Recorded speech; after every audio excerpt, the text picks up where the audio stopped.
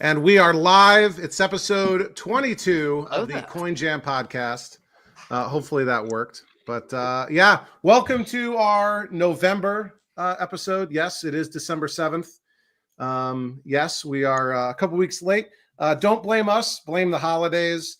You know, we were all had stuff going on. At least those of us in the United States who celebrate Thanksgiving at the correct time. Not in the near Arctic where their growing season is about 4 weeks.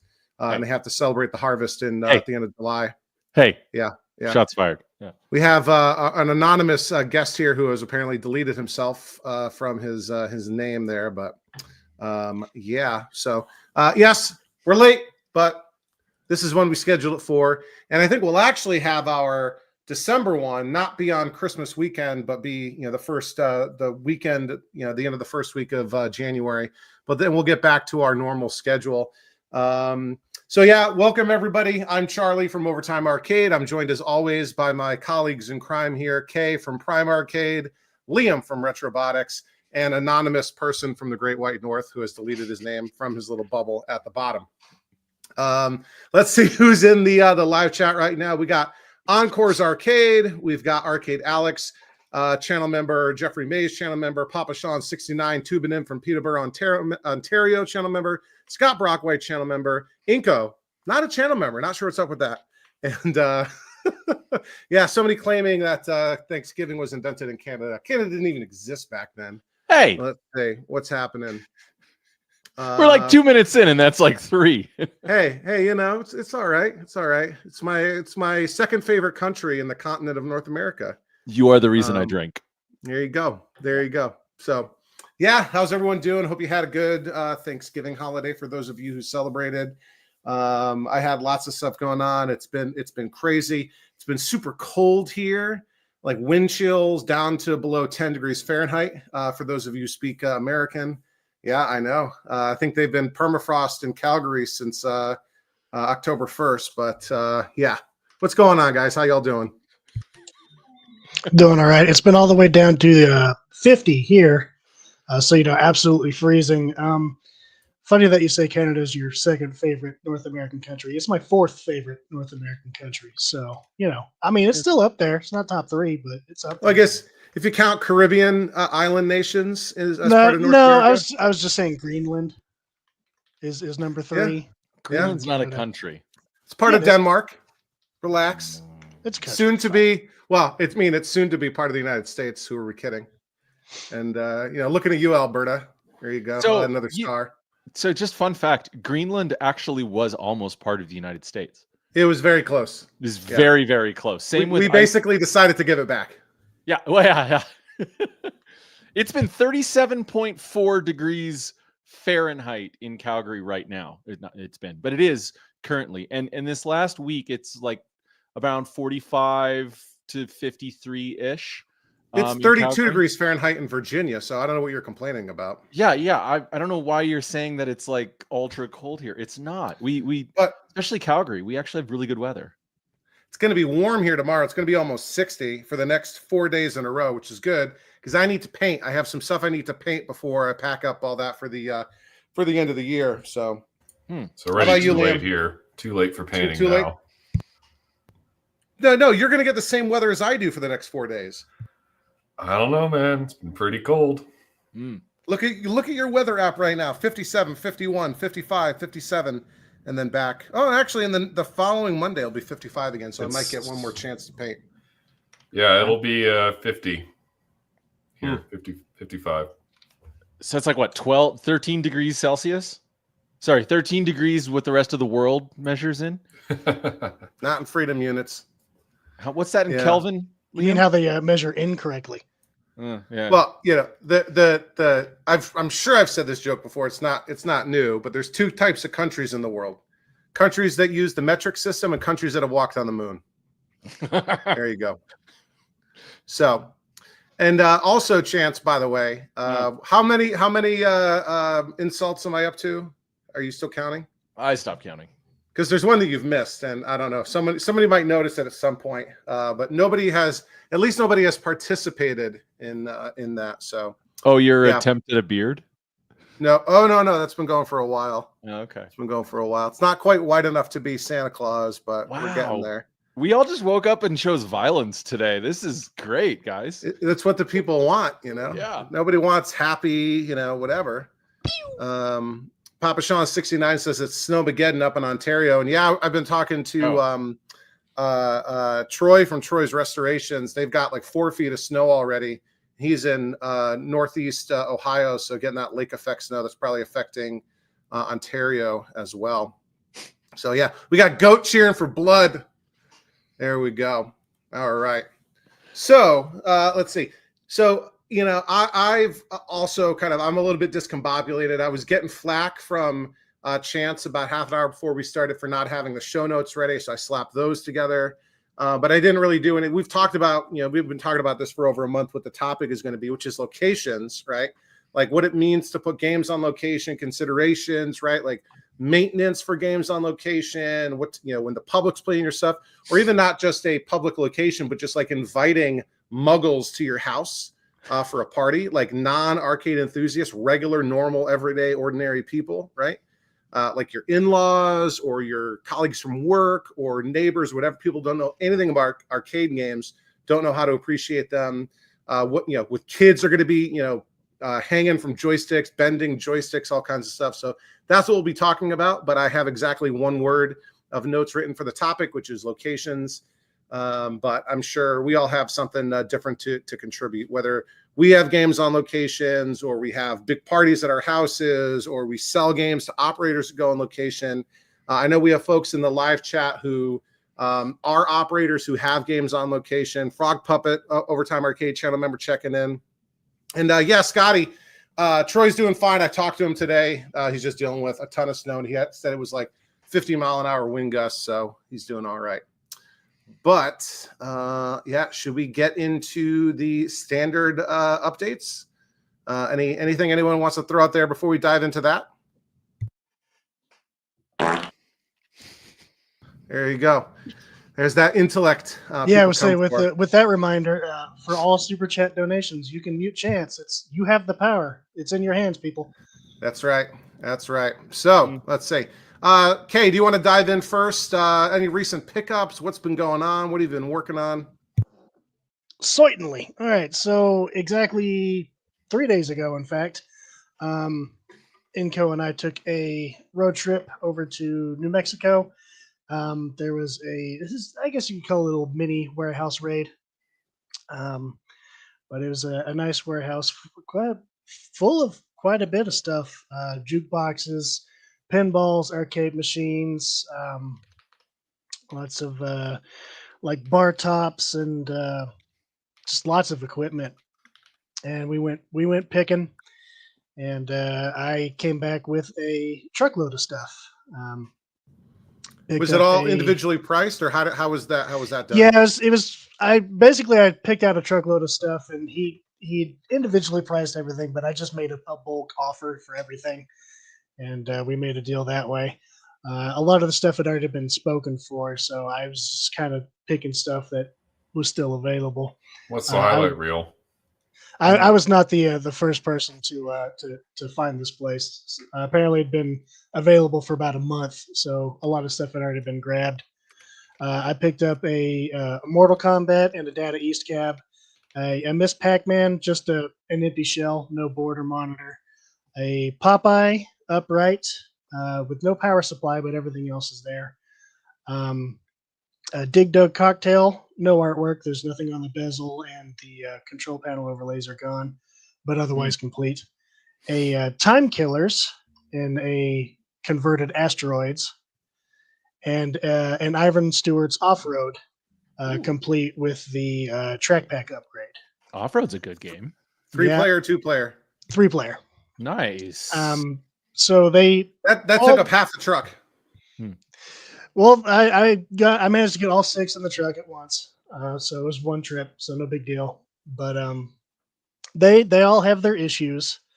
I've already gotten the Mortal Kombat going. The soundboard, it was playing without sound, which I thought it was going to be a soundboard issue, but it just turned out to be the volume potentiometer was the only thing I had to change. The soundboard itself was actually fine. And then I just recapped the monitor and changed out some lights and cleaned up everything, and it's already up for sale. So that cleaned up very nicely. It's got a full artwork package installed onto it. It's got the bezel, marquee, side art, and control panel and everything. So it was a pretty well done conversion. But the rest of them, I've just joined my project pile and are waiting for me to get to them. The Popeye is a little rough. Some of the there's a lot of chips on the sides.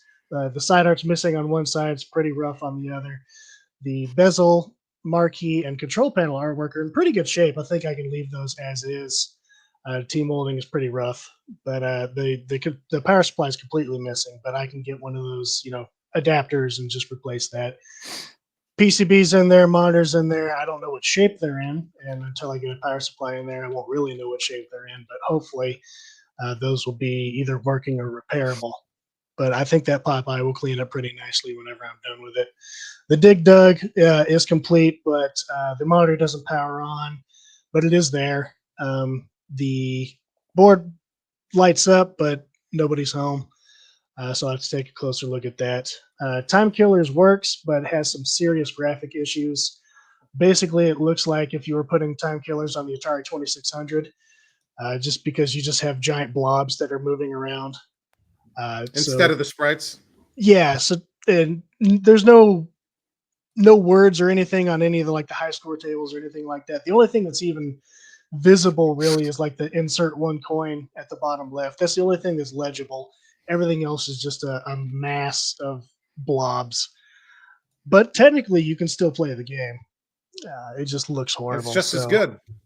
So yeah, but it is an authentic PCB, so that board's just going to need some work. But I think everything else in there should clean up nicely. And then the off-road, it does technically boot, but it's got a weird graphics issue where the game plays and you can see the cars driving around the track, but the track itself is halfway up the screen higher than it should be. So you're seeing the bottom half of the track on the top half of the screen, and the bottom half of the screen is just an empty background. But the cars are driving around the track where the track should be. So the track itself is misplaced. That's weird. That is weird. So I haven't dove into that yet. The tape on the monitor for whoever had stored it said that it also had issues with the steering and pedals. So I'm sure once I get that thing put together, I'm going to have to deal with some opto sensors and stuff like that too. But one thing at a time. Once I get to that, I'm sure there's going to be some PCB issues to deal with. But cosmetically, it's a pretty decent looking machine. I don't think I have to do any artwork on that one. So plus, it's got the track pack ROMs in there, which for those who don't know, the most successful videos I've ever had on my TikTok were from an off-road. And so I'm sure once I do videos of this one, maybe I'll go viral yet again. More successful than the dumpster diving for TVs?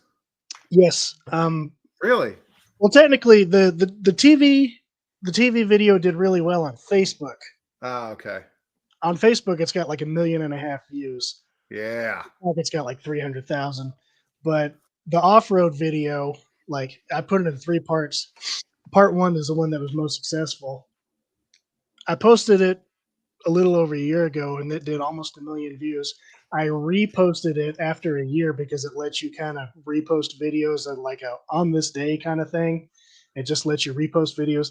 It took off again. It did almost another 500,000 views again. Nice. So those two together, it's my most successful video by far. And it's got to be something really with like off-road. The thumbnail or the first couple of seconds or the title or something. I don't know. It's apparently just TikTok decided that that's what it wanted to push. And yeah, I guess people saw the first couple seconds and decided, I love that game. I need to watch this video. Maybe it's activating like motorsports fans or something too. It's triggering something in a lot of people's childhoods, apparently. Yeah. I mean, it's a great game. I mean, that is a awesome location game, right with the theme of today's episode. It does well in a lot of barcades. That's my understanding. Yep. Yep. But I think that's it for me. Right on. Well, before we get to Liam, who will be next, a couple more channel members joining in that we want to say hi to. Jumping General, and Wayne. What's going on, guys? So, Liam, how about you? What's going on with Retrobotics? Any pickups? What have you been working on lately? A few pickups in the last month. 3 and 1 left. So we had the first one, which was interesting, is a joust in a Defender cabinet. What? Allegedly. What? Yeah. So we picked up this this joust in a Defender. It was just called a joust project, and taking a closer look at this, it was actually running production joust ROMs, green label ROMs, on a Defender board. This is a heavily Chance modified. has this look on his face. For those of you who are only listening to the audio version, Chance has this look on his face, which tells me, one, he's not reading Clav, right? He's not up to date on Clav. And 2, he's not reading the Overtime Arcade private channel members only Discord. So this is all new to Chance for the first time. To adjust to this, yes, you are absolutely right. Not to take us on a tangent, but no, I haven't been on Clav in a few days. I haven't been reading, and I haven't been very much in the Discord because I've been very busy working.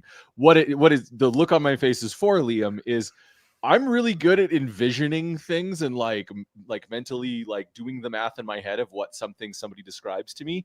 I can't picture this for the life. Let me explain. All right, so what it is? This is a real Defender board set. This is serial number matching to the cabinet. Yeah. And what has happened is somebody has extensively modified that PCB with an additional daughter card to produce something that is capable of playing Joust and Robotron. So it has an additional daughter board mounted there, and about 100 white wires all over the PCB, followed by a extra ROM board, which is a clone of a Stargate board, and a massive custom PCB which performs the functionality of the blitter chips, the special chips. Okay, so what you're saying, this is like the Donkey Kong 4-stack board I have that plays Donkey Kong 3. Except way worse. Way worse. Yeah.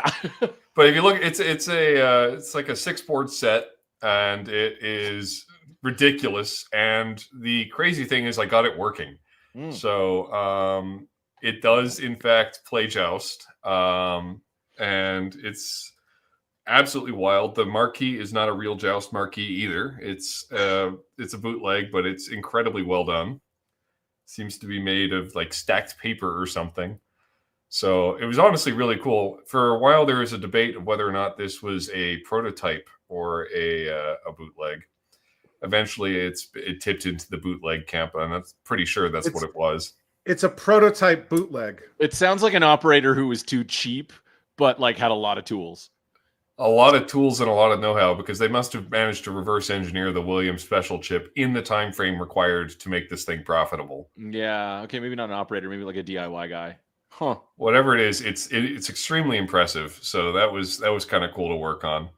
The other pickups is we got another Cubert. That is here. That's going to become a Cubert Cubes dedicated. It's an empty Cubert, so I don't feel bad turning it into a Cubes. And the last thing is we picked up the other day a Kix cocktail. That was just an unexpected enormous. It's a huge cocktail. Now, so this is cocktail number 7 for you? Yeah, it's a lot of cocktails, and we need to probably get rid of one because there are too many. And this is the biggest by how much? It is not the largest. It's not. Space Stool is definitely a bigger machine. I mean, it's got a 19-inch monitor in it. Kix, although large, only has a 13-inch.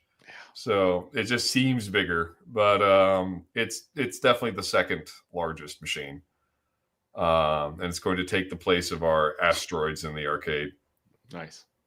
But that's almost working. There's just a problem in the video generation, and I will hopefully get that resolved on Monday. And for the last update, our Dynamo is gone.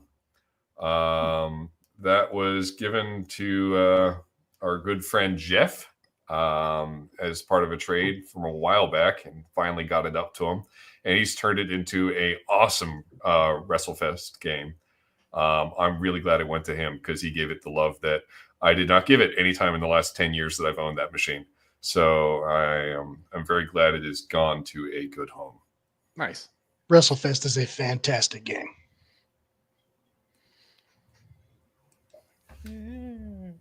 Not a fan. Great location game. It's a great Yeah, location game for sure. That game like prints money. We'll be honest with you. I know that for a fact. Not personally, but that game. It's got the $1 Million Man. What more do you need? Yeah, exactly.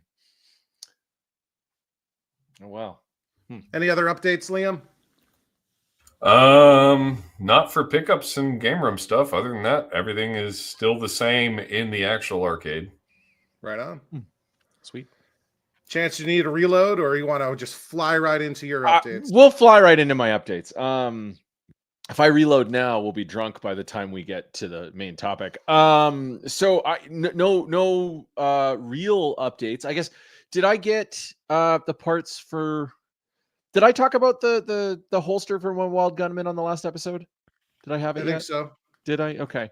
It was either on the last podcast or the members only live stream. I can't remember. Might have been that. So I just, anyone keeping track, I'm building a somewhat, I'm now saying somewhat screen accurate Back to the Future 2 Wild Gunman cabinet. Long story short, because I work in the film industry, Back to the Future is one of my. Did you all know that? I don't think Did you? Chance has ever. I don't think I've ever mentioned that. Yeah. What?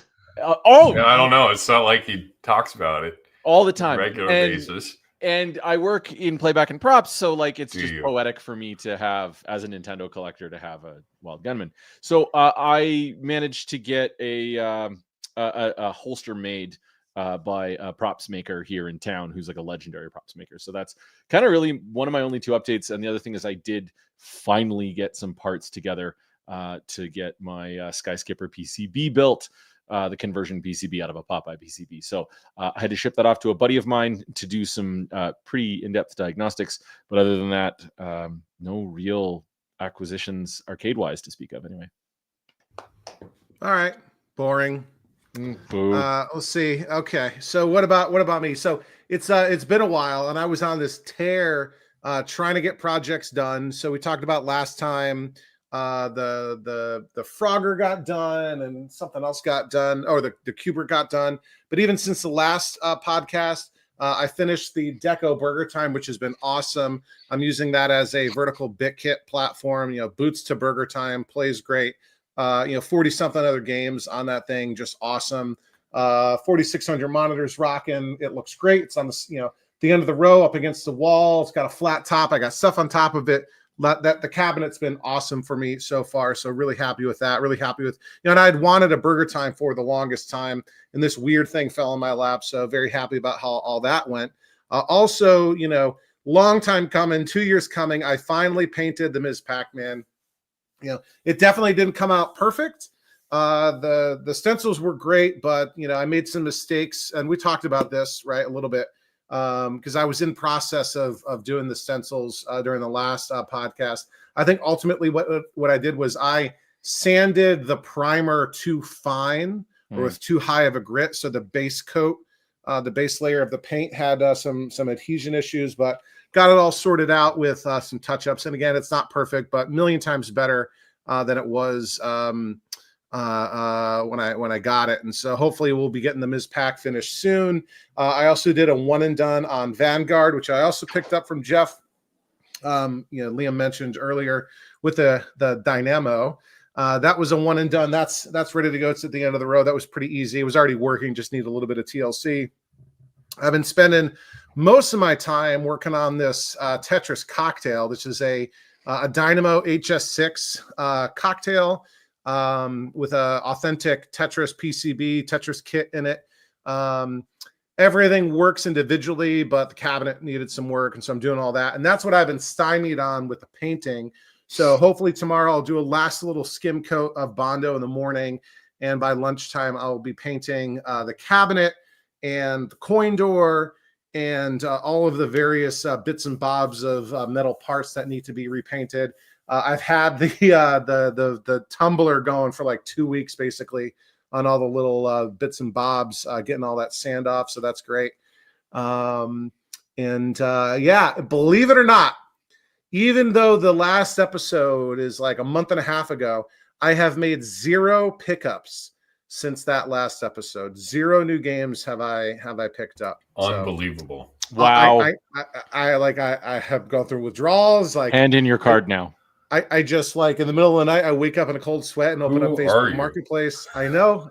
Shame. I know. We'll talk. Shame. We'll get into in a minute or two upcoming plans. So I thought you were see going to what's say we'll going get on. on to more shame soon. no, let's see what's going on Just in the have live started chat to here. expect him to just open his mouth and start screaming like Invasion of the Body Snatchers. Who are you and what have you done with Charlie? Yeah. He's speaking in tongues. Papa Sean 69 says Vanguard is one of his Grail games. That's really cool. Vanguard is a fun game.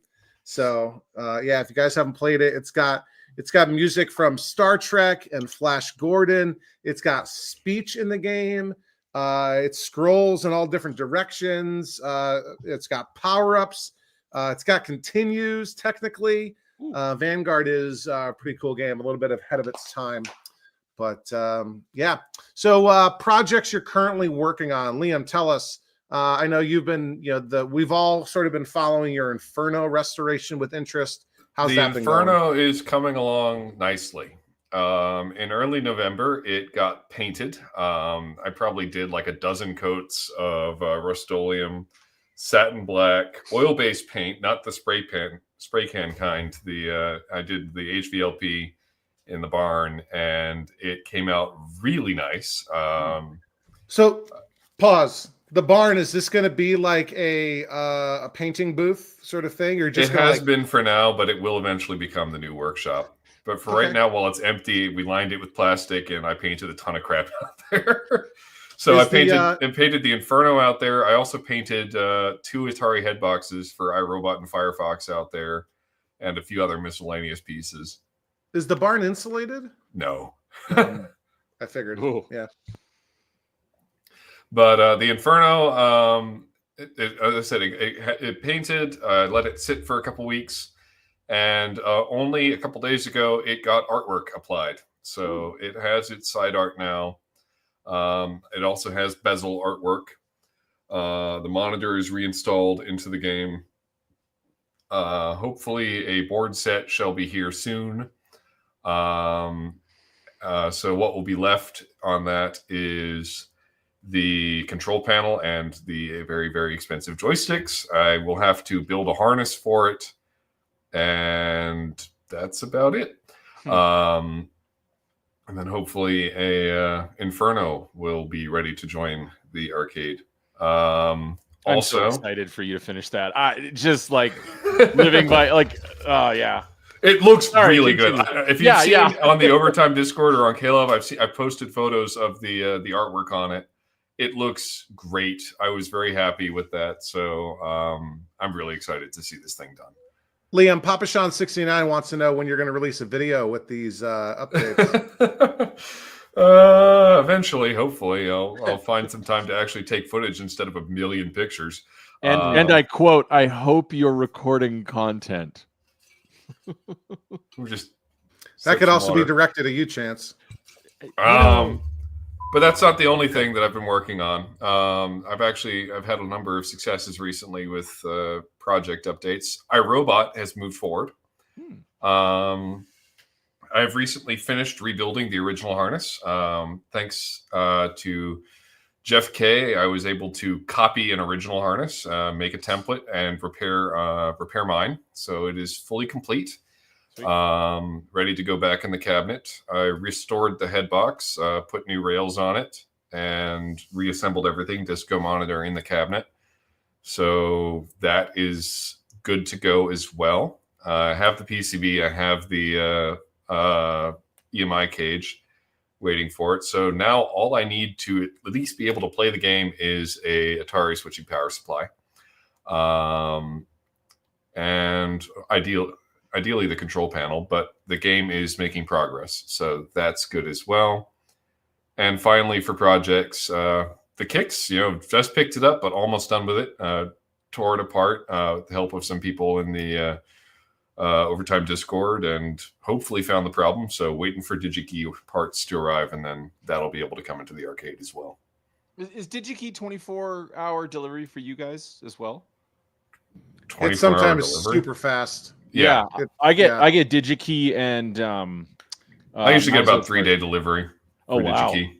I get like overnight for Mauser and DigiKey. Well, they have. I know DigiKey does. I assume Mauser does too. Have a Canadian fulfillment center. Mm-hmm. Yeah, I think their fulfillment center is in the northern United States, like Midwest. Yeah, Hmm. yeah. yeah. I think it's like North Dakota or something like that. Yeah, I get something like I that. get DigiKey parts faster than I get Amazon Prime. Like it's Yeah. crazy. Well, and I'm usually super cheap for DigiKey. Like they'll do first class mail, right? Mhm. So like super cheap, right? Not even because like the joke I always make is that this hobby is all about buying a 50-cent part, paying $5 for shipping, waiting a week for it to arrive just to realize you got the wrong 50-cent part, right? That's why I don't order anything until I've got a bucket load of parts I need. Right. But DigiKey, it's like maybe $3 for shipping, so that's great. Scott Brockway asks, why do you guys use DigiKey instead of Mauser? DigiKey is so expensive. I find they're about the same price wise. I think DigiKey has a little bit better of an inventory and it's a little bit easier to navigate. But if I look at I usually comparison shop, and if it's cheaper on Mauser, I'll get it from Mauser. I know the DigiKey part numbers. And I don't know the Mauser part numbers, so that's where it comes from. I would strongly advise anyone while we're on this topic to use Octapart. Because it looks at not only DigiKey, Mauser, but like all the other little guys you've never heard of.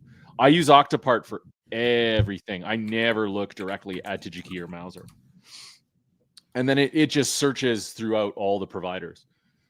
And there's some crazy like smaller third party out there that, will have some random socket or something that I need. So Octapart is the way to go as a search. Have you any problems with fake parts from Octapart? Well, no, because they're not the actual provider. So like they're like a search, like a Google for parts, but right. But if they point you to some random tiny little shop, I've never had a problem. But I guess I'm also not ordering like crazy amounts of bulk, and like it's just like, oh hey, I need to build this one thing for this pinball thing, or oh hey, I need to fix this PCB. It's never right. It doesn't point you towards buying 1,000 of something from AliExpress. Well, there are some. Well, yeah, not AliExpress, but there are some like smaller, like independent, like engineering companies that will only sell like 1,000 at a time, and it's like, well, I need 2. Like, why? But yeah, Octo. I'll put it in the chat. Octopart is Octopart. Yeah, Scott said he had to send some stuff back to Jameco. Ooh, that's not a good time. Yeah, Octopart.com, and yeah. That's what I would do, and then I would just cross shop, and see who has the cheapest and who has the best lead time or the best version. Sorry, Chance, we got a super chat donation, $199 million US from Jade Neon Bitchy. Says for the beard, yep, it's coming in good. The winter coat. I had been telling everyone at work and on the Discord that this is a playoff beard because my kids were in playoff football. And then my oldest won the county championship. My second son, they lost in the semifinals, but it was fine. But now it's just the winter coat. So I'll probably let this go until the end of Arcademas, and then I'll shave it off. I got a big customer meeting next week, but the beard will actually play well with that customer. So that's good. So thank you for starting off our super chat donations, Jade. Really appreciate it. And also, we have a goal. If you guys click at the top of the page, it's a pretty big reach goal. But if we hit that mark, we'll have something really fun for almost everybody. So sorry, Chance. I just provided like a good piece of arcade tech tips, and I got muted. There you go. And that one was for the okay. For the beard. There we go. Right on. Well, thank you, Jade. There you go. There we go. But this is also the time of year when shipping gets all sort of squirrely, right? So I made a couple different, speaking of like Liam was saying, he waits until he's got a whole list of parts and then, orders them all at once. I made 2 orders from Arcade Parts and Repair in the last week or so.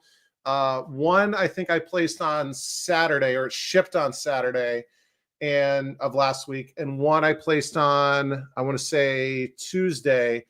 They both arrived together today. The one that I ordered a week ago sort of disappeared, like it showed up at the Montana distribution center, and it missed multiple scans until it went out for delivery this morning, and then they don't update the estimated delivery. And I'm like, well, if it hasn't been seen in days, it's not getting delivered, especially if it's not getting delivered today if the mail's already been delivered today. And I don't know. Papa Sean 69 is talking about the postal strike. Have you been dealing with any of that chance up in the Great White North? I was going to mention, imagine if the USPS shut down for a month. Like that just, as far as the people that I've talked to recently, a lot of them haven't missed Canada Post being shut down. I know that sounds really bad, like from one union member to another union member. I feel for them, and I understand their plight. So like, I respect what they're doing, but honestly, I haven't really missed it that much. Most of us get our bills by digital anyway, right? You've got UPS, right? FedEx is in Canada, right? UPS, FedEx, DHL. There's Purolator. There's a whole bunch. Like, and then Amazon. The only thing I think it's really screwed up is Amazon returns. But you can walk into a Canada Post place with an Amazon return and they'll still take it and they'll still process it. Yeah, I don't know why or how that works, but they're still taking Amazon returns. UPS does Amazon returns in the US. Yeah, but UPS wouldn't take it if you drop it at a Canada Post location. So I don't know how they're still taking those. I don't understand it. It's probably because they have a contract with Amazon that they can't break. Oh yeah, maybe. I honestly, I haven't missed it. I drove by here in Calgary. We've got a really big Canada Post distribution center. And I drove by it last night on my way home from set. And like, I was just like, whoa, like at first I saw burning barrels and I'm like, what is going on? And tents. And I'm like, oh yeah, that's the Canada Post location. So yeah, it's noticeable here, but I haven't, no one's been able to serve me with any kind of papers. So I'm happy. Well, I feel like we cut you off, Liam, at the end. Sorry. All good. Yeah. Okay, cool. Kay, how about you? What's currently on the workbench right now? So I've got a couple machines that I need to get ready for one of my customers out of town. He's given me an asteroids that I need to repair. I believe it plays blind. The deflection board has some pretty big black marks on it. I think it was on fire at some point. So I definitely need to rebuild that and get that working for him. And I've also got a Xenon pinball machine for him that I believe works, but I've got to do quite a bit of work to it to get it reliable enough for him to put it in his arcade. And we're going to do some trading. He's got a Raven pinball machine that I believe I'm going to take in as part of a trade. And I think he's going to give me some cash to Are you sure you want to do that? Yeah, I was going to ask. That's a little... Xenon's a really good game. Xenon is awesome. Yeah, I would keep the Xenon. Yeah. Raven pinball always seems like it never moves. Like people have always I see them on Craigslist all the time. We're not here to tell you how to run your business, but don't. It's not an even trade if that's what you're asking. Yeah. You better be getting cash value for the Xenon with that. Oh, I am. Okay. Okay. Good, there we good. go. Yeah. It's a project that he's giving me anyway. He's not giving me a machine out of his arcade. It's out of his storage that he hasn't been able to get to. So I'm taking a project pen as partial payment towards this machine that I'm fixing off for his arcade, as well as the repair for the asteroids and a blitz that I fixed for him. So he's going to give me cash to make up the difference for all of that. We're also Inco's down here. We are restoring the artwork on a Bally Star Trek pinball machine. Whoever owned it previously painted over all the sides with just this dark navy blue paint. Oh, and it's been a Star Wars fan. I'm not sure. We've had a hell of a time trying to get this paint taken off. I'm not sure what kind of paint it is, but we've been using citrus strip to try to eat through it. And I'm not sure if it's just because of what kind of paint it is, or if it's just because of the temperature and how cold it is in my shop. But it's had a real issue trying to eat through this stuff, and it's taken a couple of overnight jobs to try to eat through the stuff and get it scraped off. And I'm hoping that when we show up tomorrow, it'll be to the point where we can scrape the last of it off, so we can start sanding it down to the bare wood, fixing it to do a little wood repair, so we can start with the base coat, and then start doing some stenciling. Cool. Which, if you've seen it before, she did a Gottlieb genie before and did a fantastic job on that. So this is only her second pinball restoration side art for the Star Trek. And that's a relatively simple stencil for Star Trek, I think. Yeah, it's not too pretty complex. early. Yeah. Yeah. That's one of those stencils that you kind of want to start on. Like stenciling is it's a very what's the word I'm looking for? I don't like it. You should. It's rewarding when you get a stencil down and you learn the process. It's awesome. Stenciling is awesome. It came out great for me when I did it, but it was frustrating. Yeah. But anyway, that's a good first stencil. There's a reason why I have her do it. I do not have the patience or the precision. I know at some point that I would mess it up, and I would probably just get frustrated and paint over the whole thing again with dark blue navy paint like the previous guy did.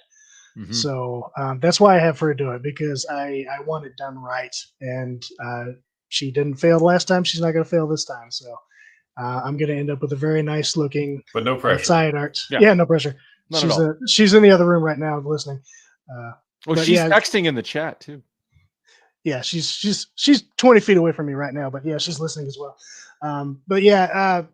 Once she gets the outside of it done, I'll get to actually working on the pen itself, because it does not work.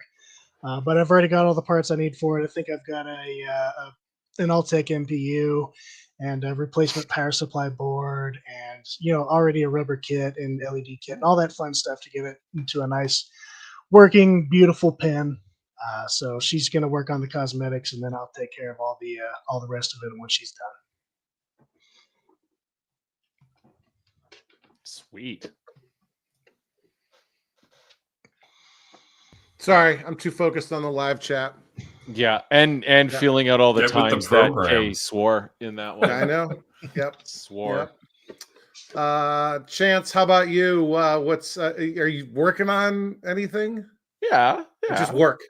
No, I legitimately am working on 4 projects right now. Okay. Finishing up my Skyskipper PCB, so my Skyskipper can be done and I can put that up for sale. Finishing up. By working on that, you meant ship it to a friend? The PCB has come to the point where it requires more love than I can give it on my bench. Then of course the Wild Gunman, fingerprint pads, the only thing I got to do. So I'm going to start on that soon. We're about to go into functioning. Better be a functioning fingerprint pad. We've talked about this. I need to find one of those membrane switches, a good one of those membrane switches on Mauser or DigiKey. So I haven't figured out exactly the one I want to use yet. But you mean Octopart? Well, Octopart if I have a part number. Use Octopart if you have the part number. It's like a part number lookup tool. And then so Wild Gunman, you keep taking me off my train of thought. Oh, Eldorado. I've decided I'm going to get into high gear soon for my Eldorado pin for a couple of reasons. One, because you know what? I was going to try and sell it to some friends. A couple of friends of mine were interested in buying it, but we all kind of they're all like, I don't really have the heart to do the playfield swap, because I'm like halfway through a playfield swap with that game. And it was a lot of work. I was so deep into it. It's that point where like nobody wants to take on that project yet. And I didn't really want to let it go. I just wanted to see if any of them was like interested in taking it on. Would have been nice to have a couple extra bucks change here and there. And then, so I've decided to kind of kick that back up into high gear and get that playfield going, and then back into the pin.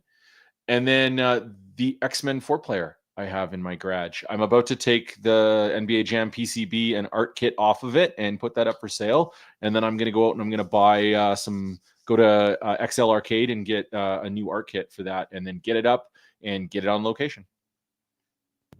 Right on. Yeah. There you go. Speaking of on location, We're not there yet. We'll get to that in a minute. I know it would have been a great Yeah, segue. one more That would have been a section. great, yeah. Half So- of everything I do in this hobby goes on location anyway. So So for me, like I mentioned, the biggest thing I've been working on is the Tetris cocktail. It is currently in my garage, completely taken apart. Cabinet, I've bondoed everything. Probably need to do one last sort of skim coat of bondo, and then we'll paint it tomorrow. I've got the power, power supply and HV stuff, all that sort of rebuilt, ready to go. Been working on the monitor, and I had a lot of people in the last video make comments about the flashing red and blue that I've been getting sometimes intermittently as a tube issue. So I went back and beat it up a bit more with the rejuvenator, and I think it's a little bit better. But I do get periodically a red or a blue flash just on the monitor, which I'm guessing is some sort of intermittent short. And it mostly only happens during the first couple of minutes that the monitor is warming up. And once it's been running for about 10 minutes, it's very, very rare for it to happen. But it must be a tube issue.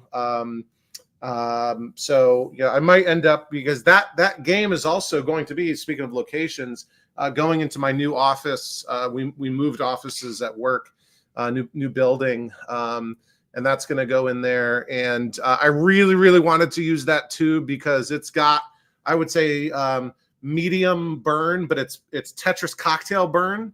And I wouldn't want to use that on any other game, but I might have to dip into my strategic tube reserve and use a different K7000 tube. But that's going good. Been fighting a battle against rust. I've had it has Midway style coin reject buttons that were just completely rusted over, completely encrusted with rust. Those have been sitting in evaporust for about a week and a half. So, and I'm looking at them. I put a flashlight up to the jug, and I can see that they're looking better. So you could just buy brand new ones. You know that, right? No, where? Show me. Can't you buy those on the Midway style ones? The cylinder push button ones? Oh, I was thinking that. Yeah. Okay, Yeah. Never mind. Yeah. Sorry. Yeah, you know what I'm talking about, right? Yeah. And they're all, and the biggest issue with those is you can't disassemble them. No, they're riveted in. Well, it's almost like a rivet. It's like a press fit. Yeah, a press fit. Yeah. So we'll see how that goes. I got everything I need. I got the plexi to cut new plexis for the control panels. I think we're in good shape there. I've got everything I need to remake a bezel for the cocktail tabletop, so that's good. What else have I been working on? Well, you can see right here, the lower monitor is missing from the Play Choice 10, as is the back door. You can see the Vanguard all the way back there. So I got another sample reproduction flyback for the Sharp XM 2001N monitor, which is the same flyback that's used in the Red 10 monitor. I got a Red 10 monitor in my Donkey Kong Jr. cocktail. So I've been testing that for Peter. And I'm not going to do a video on that because I've done that before and nobody watched it. The flyback works. So the sort of sequence of events was he used to have a good batch of flybacks, and I had one and it died after a couple of years, right? But that's whatever. And then he didn't have any, and the flybacks that were available for that monitor from other suppliers just didn't work, right? And then he had a new run done, but that was the one that had the black bar, right? Which is the flyback that's in the upper monitor here. But after a year of use, that black bar has worked itself out. But anyway, he didn't like that batch because other people were having the black bar too. It wasn't just me. And then he did another, reproduction sample, sent that to me, and that was DOA. There were a couple. It wasn't no signs of life. There were some. It was missing voltages, and voltages were wrong. It just wasn't functioning. And so this is another sample batch, and he sent one to me. And it works, and it passed a 24-hour test, and everything looks good, but it's got some sort of oscillation issue, similar to another batch that I didn't test, but Mike tested. This was like maybe a year or 2 years ago now. And it gets really, really bad if you turn the brightness or screen pot up. But you can't like adjust it out. And the trick that Mike used before of putting in a cap across one of the pins on the flyback, that isn't doing it. So we'll have to figure something else out. Maybe I can experiment with different values for that capacitor. But that's another near miss, which gets really frustrating for Peter, because he puts a ton of money, invests a ton of money into these, because there's only a couple factories left in China that will wind flyback transformers. So that's going on there. So if you've got a Play Choice 10 that's got 1 out of 2 monitors, does that just make it a Play Choice 5? No, it's the. No. Hold on, let me find the sound effect for this, because Wah, wait, wah, wah. yeah, That no. Swing I'm and just a gonna. miss. That wasn't obscene, but it was just such a bad joke that I'm gonna bleep it out. Please, yeah, That's fair. Yeah. And also another reason that you can see right through it is usually my Asteroids Cabaret is right behind the Play Choice 10. Funnily, I have my tallest and shortest games next to each other. It's kind of like Arnold Schwarzenegger and Danny DeVito and twins, right? My Asteroids is down. It's got some, and I've done zero diagnosis, diagnostics, whatever, to other than I've turned it off and turned it back on a couple of times. It just resets constantly. I get an image on the screen for like a half a second or maybe a fraction of a second, and then it just resets. And you can see things are starting to move, but then they go right back. So Watchdog barking. Something, yeah. I'm hoping it's just voltages or the big blue or something like that. So, but we'll get to that eventually. But yeah, I am really happy. I moved some games around. Burger Time's down here. Vanguard's down here. I got the Joust and the Robotron over here, which sort of look nice. So I'm liking how things are going. But yeah, that's what I'm working on. Kay, do we want to go right to you? Upcoming plans? What's next? What are you looking for? And if you guys haven't realized this, these updates go by past, present, and future. So we've covered the past, we've covered the present, and now it's time to talk about the future. Like Scrooged. Mm-hmm. Sure, I'll go next. So for the first time in a while, my showroom is actually full again. Ooh. I'm hoping that does not stay the case. I'm hoping that some people are going to want to buy some nice Christmas presents. And I think arcade machines are pretty unique for that. And this is usually the time of year where I do make some pretty good sales. So I'm hoping that picks up pretty soon.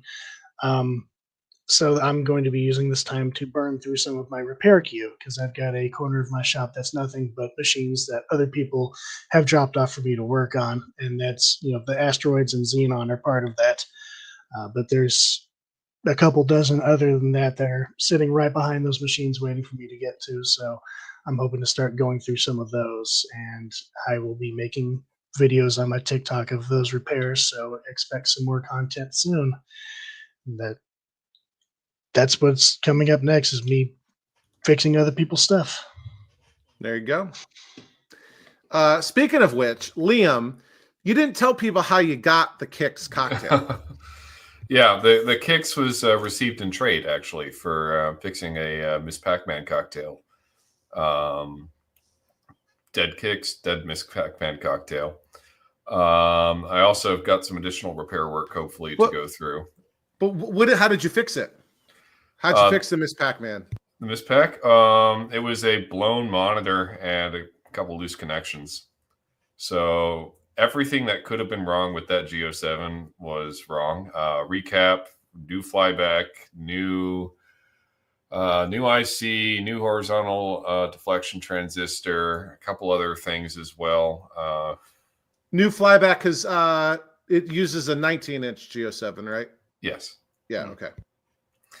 But the flyback, that you can also use it on the 13. I know some people have differing opinions on it. Yeah. I've used it perfectly fine. So you didn't have to do any mods to make it work? No. Really? Noted. I'm coming to you for help next time I have that problem. I used a 19-inch flyback on my Crystal Castles cocktail, and it was fine. No Okay. image problems whatsoever. Interesting. I will tell you, one funny thing is that that machine apparently hadn't been turned on in months, the Miss Pac-Man cocktail, but that capacitor, the filter capacitor, still packed a punch when I took it out of the machine because the F901 had been blown and it was still holding a charge somehow. Yep, I've been hit by that before. Months. I've been scared by that, but not like months. I was not expecting it to be still charged after that long disconnected. Luckily, I did not get hit by it, but as I was taking it out from the machine, I saw it snap against the frame. It arced to the frame, or Yeah. did it make contact? Wow. Yeah, that's happened to me too. Wow. Wild. I heard it. I was like, oh my, okay. So the first thing I did was take the high voltage probe and discharge that capacitor. I did not want to get shocked again. That's the only time I've ever been shocked in the hobby. Is that you don't? And that's a bad one. You don't want to ride that lightning. Yeah, no, that was not fun. What a stupid design decision to put that fuse there and prevent that capacitor from draining. Yeah. If something were to blow. That's a fail unsafe. Yeah. But anyway, the Kicks is home. It's in pretty good shape. It's got the original Taito supply, so that works apparently. But the board set has your standard corrosion problems, and the muxes need some help. But we'll see how that goes. Upcoming plans, though. Inferno and iRobot, always in my upcoming plans if I can get more parts for them. I need the power supply for iRobot, and I need a control panel for iRobot. So if any of you out there have either of those things, I will happily pay money for them. Just tell me how much you want for those things. Inferno, I need joysticks. That's the real big one. I've got PCB leads. I can build a harness for it. That's the part is joysticks, and that's probably going to be very, very expensive. And then this gets tricky, right? When you make these awesome pickups of super rare games and they're incomplete deconversion projects. Yeah. But that's just it. Those parts, in a lot of cases, are rare because the game was uncommon, right? Like it wasn't like So think of Bubbles, right? Like Bubbles is so good, but that joystick, forget it. Or the you know what's crazy? You build the Inferno stick from a Bubble stick. Exactly. And well, that's why I brought that up. Or like the brass appointments on a tapper cabinet. Yeah. Yeah, no, the joysticks are insane. And I actually learned something fun about Inferno the other day. I was talking to someone else who actually has an original one, and we were trying to determine when it came out. And everything says 84, but I went looking through Playmeter magazine back issues, and it looks like it came out midway through 1985. It must have been the very last Williams second generation game. Really? It was Mystic Marathon. And Joust 2 and Star Rider were out way before Inferno hit the scene. I've been wanting to do a Joust 2 for the longest time. I know the game's not great, but it's still cool. Like it is, and I want to do one of those as well. But one of the issues is, frustratingly, it does not actually share the same cabinet as Joust because it uses the over/under coin door. Yeah. Other than that, it's basically the same profile and the same stencil. Mm-hmm. So that's just annoying. They're like, we'll just change the coin door and make it hard for anybody to build a replica of one of these things. We had an operator here back in the day that actually used to convert a lot of things. This is where like a quarter of my collection has probably come from. And he was notorious with replacing coin doors and on occasion would put modern like over under coin doors on things. So I'm waiting for one of them to show up like on Kijiji that have been completely like torn down, but it definitely has an over under on it because I'll make that out of it. But I don't know if that'll ever actually happen. Well, I've got a lead on 2 PCBs, so we'll see if maybe I'll decide to do a joust too with one. I don't know Nice. yet. I have some decal side art. If you're No, interested, I would do a stencil if I were Good. to do it again. Good man. Didn't take the bait. All right. But yeah, so the Inferno, I'm really, really excited for. Monitor works, power supply needs a rebuild, so I'll probably get to that in the next month. The other thing I'm working on is if for whatever reason I did not or do not get a power supply for iRobot, I've been attempting to teach myself KiCad. So I have designed a what I hope would be a replacement PCB for the switching power supply. Outputs all the correct voltages, has the correct spec audio amplifier, and does the DGOS circuit, everything. So it would be powered through a pair of AR2s, but filter out all the voltages appropriately for iRobot, should I go that way. But I prefer to have the original. If anyone's got one, I will buy it. It's a good skill to learn. Yeah. PCB design, good skill. But yeah, so those are my plans. That and Kubert cubes eventually, you know. Cool. How about you, Chance? What am I looking for? I know I can get X-Men art from XL Arcade, so I'm going to be doing that soon. As soon as I get that board sold. What else? Oh, I might need. I've got a whole box of how do we pronounce it? Wiko joysticks. Wicco, first time. Wicco, Just like Wicker. Like yeah, like what? Like liquor? Wicker, you know, like the Oh, furniture. wicker. I think you said Yeah. liquor. That too. Yeah. So I might have enough ball tops for. What are the colors on X-Men for the ball tops? For 4-player? For 4-player. Yellow, red, Purple? purple. Yeah, purple. Because purple was on Turtles and on X-Men. I had a purple one, but I sold it. Wow. And then, so I probably purple. I'll probably need purple, and I'll probably need. I've got blue, I've got yellow, and I've got red. Blue, red, yellow, purple. Okay, blue, red, yellow, purple. So I probably just need a purple joystick top. But other than that, I'm pretty much good right now. Yeah. And the 6-player also has a green and a different shade of purple. Oh, I've got tons of green. If anyone's looking for a green ball top, I've got green, yellow, red, orange.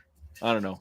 Anyway, the point is, probably by spring, I think I'll have that X-Men done, and I'll get it up and put it in the bar. Segway. Oh. Well, I gotta go. So, let's see. For me, I've got a pickup plan for next week.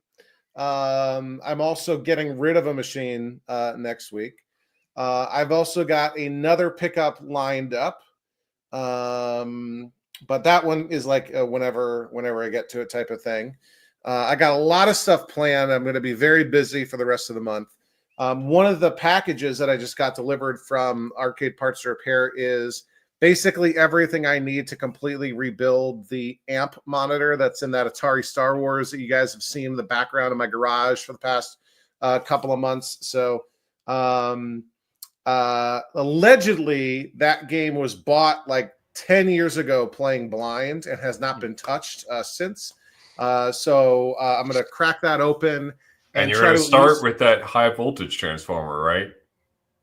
You're not going to try powering it with that red transformer. I might turn it into some sort of trophy and like a art installation mounted on the wall or something like that. Yeah, or maybe I'll just try because I've got everything else I need to, like the stuff that it could possibly destroy. I've got replacements for, so maybe I'll try firing up the red, the infamous red. I'm telling you, if it's been playing dead 10 years ago, that thing is dead. It's dead, Jim. Well, we'll see. It's got. There's only one way to confirm. I mean, come on. Try it. Well, here's the thing. I did take a peek inside the coin door. You can test the thing without turning it on if you're desperate to. Yeah, just the coin counter is under. Do 3, it, you coward. The coin counter is under 3,000, so that monitor died very, very early. Yeah, and I wonder why. Unless it rolled the coin counter, because the game does not look. I mean, the game is probably a D+ cabinet wise. The paint's some of the artwork's peeling, corners are busted out. Maybe it's a C-, right? But that looks like it's had a much heavier life on location than. I mean, that's a passing grade. Plays. Yeah. Yeah. Hey, It's on the curve. If you're really diehard on this, if you read through the whole Ampliphone, which I have, there is a method for testing that transformer without powering the machine. Well, yeah, I'll at least hook it up to the ring tester. I do have a ring tester, so we'll do that. And what's nice about the amp FAQ is that it also gives you like what the ring test readings should be, including and it even discusses how even back then, you know, the repros that were available 20 years ago, whatever, they had a slightly different ring test. You know, the Wintron ones. Yeah, Wintron. What was the other one? I forget. There was 2 different repros back in the day. Anyway, so I'll be diving into that and hopefully getting that monitor working because that's also destined for Back to the Media Arcade. My buddy Mark, channel member. Also going to be finishing the Ms. Pack, hopefully. So cosmetically, that's all done, ready to go. I had a monitor rebuilt for it 2 years ago that I've decided to use in a different game. So I got to pick another monitor off the shelf. Probably find something with Miss Pack burn and use that. But hopefully that'll be done, you know, by the end of the year. And then, you know, coming up, starting on, hold on, I think it's the 21st. I just had it open looking at it.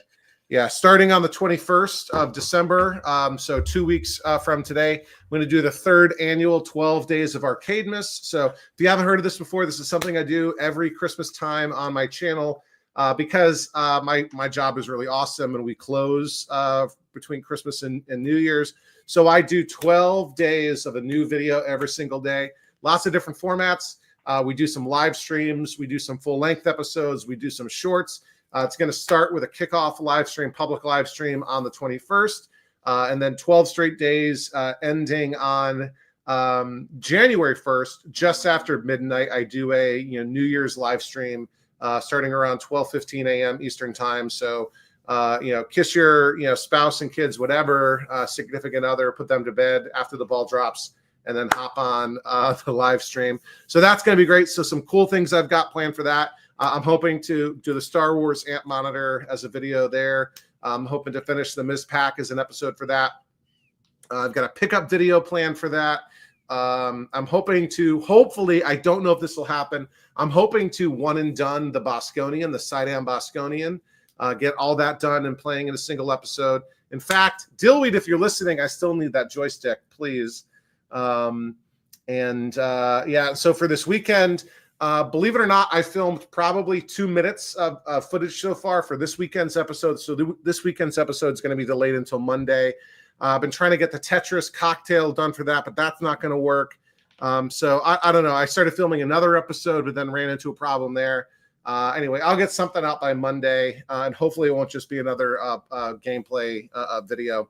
And last but not least, another thing we're doing for Christmas is in the Overtime Arcade official merchandise shop. We got 2 really cool things going on.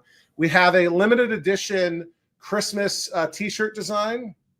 So this says, "All I want for Christmas is arcade parts, quote, in stock and ready to ship."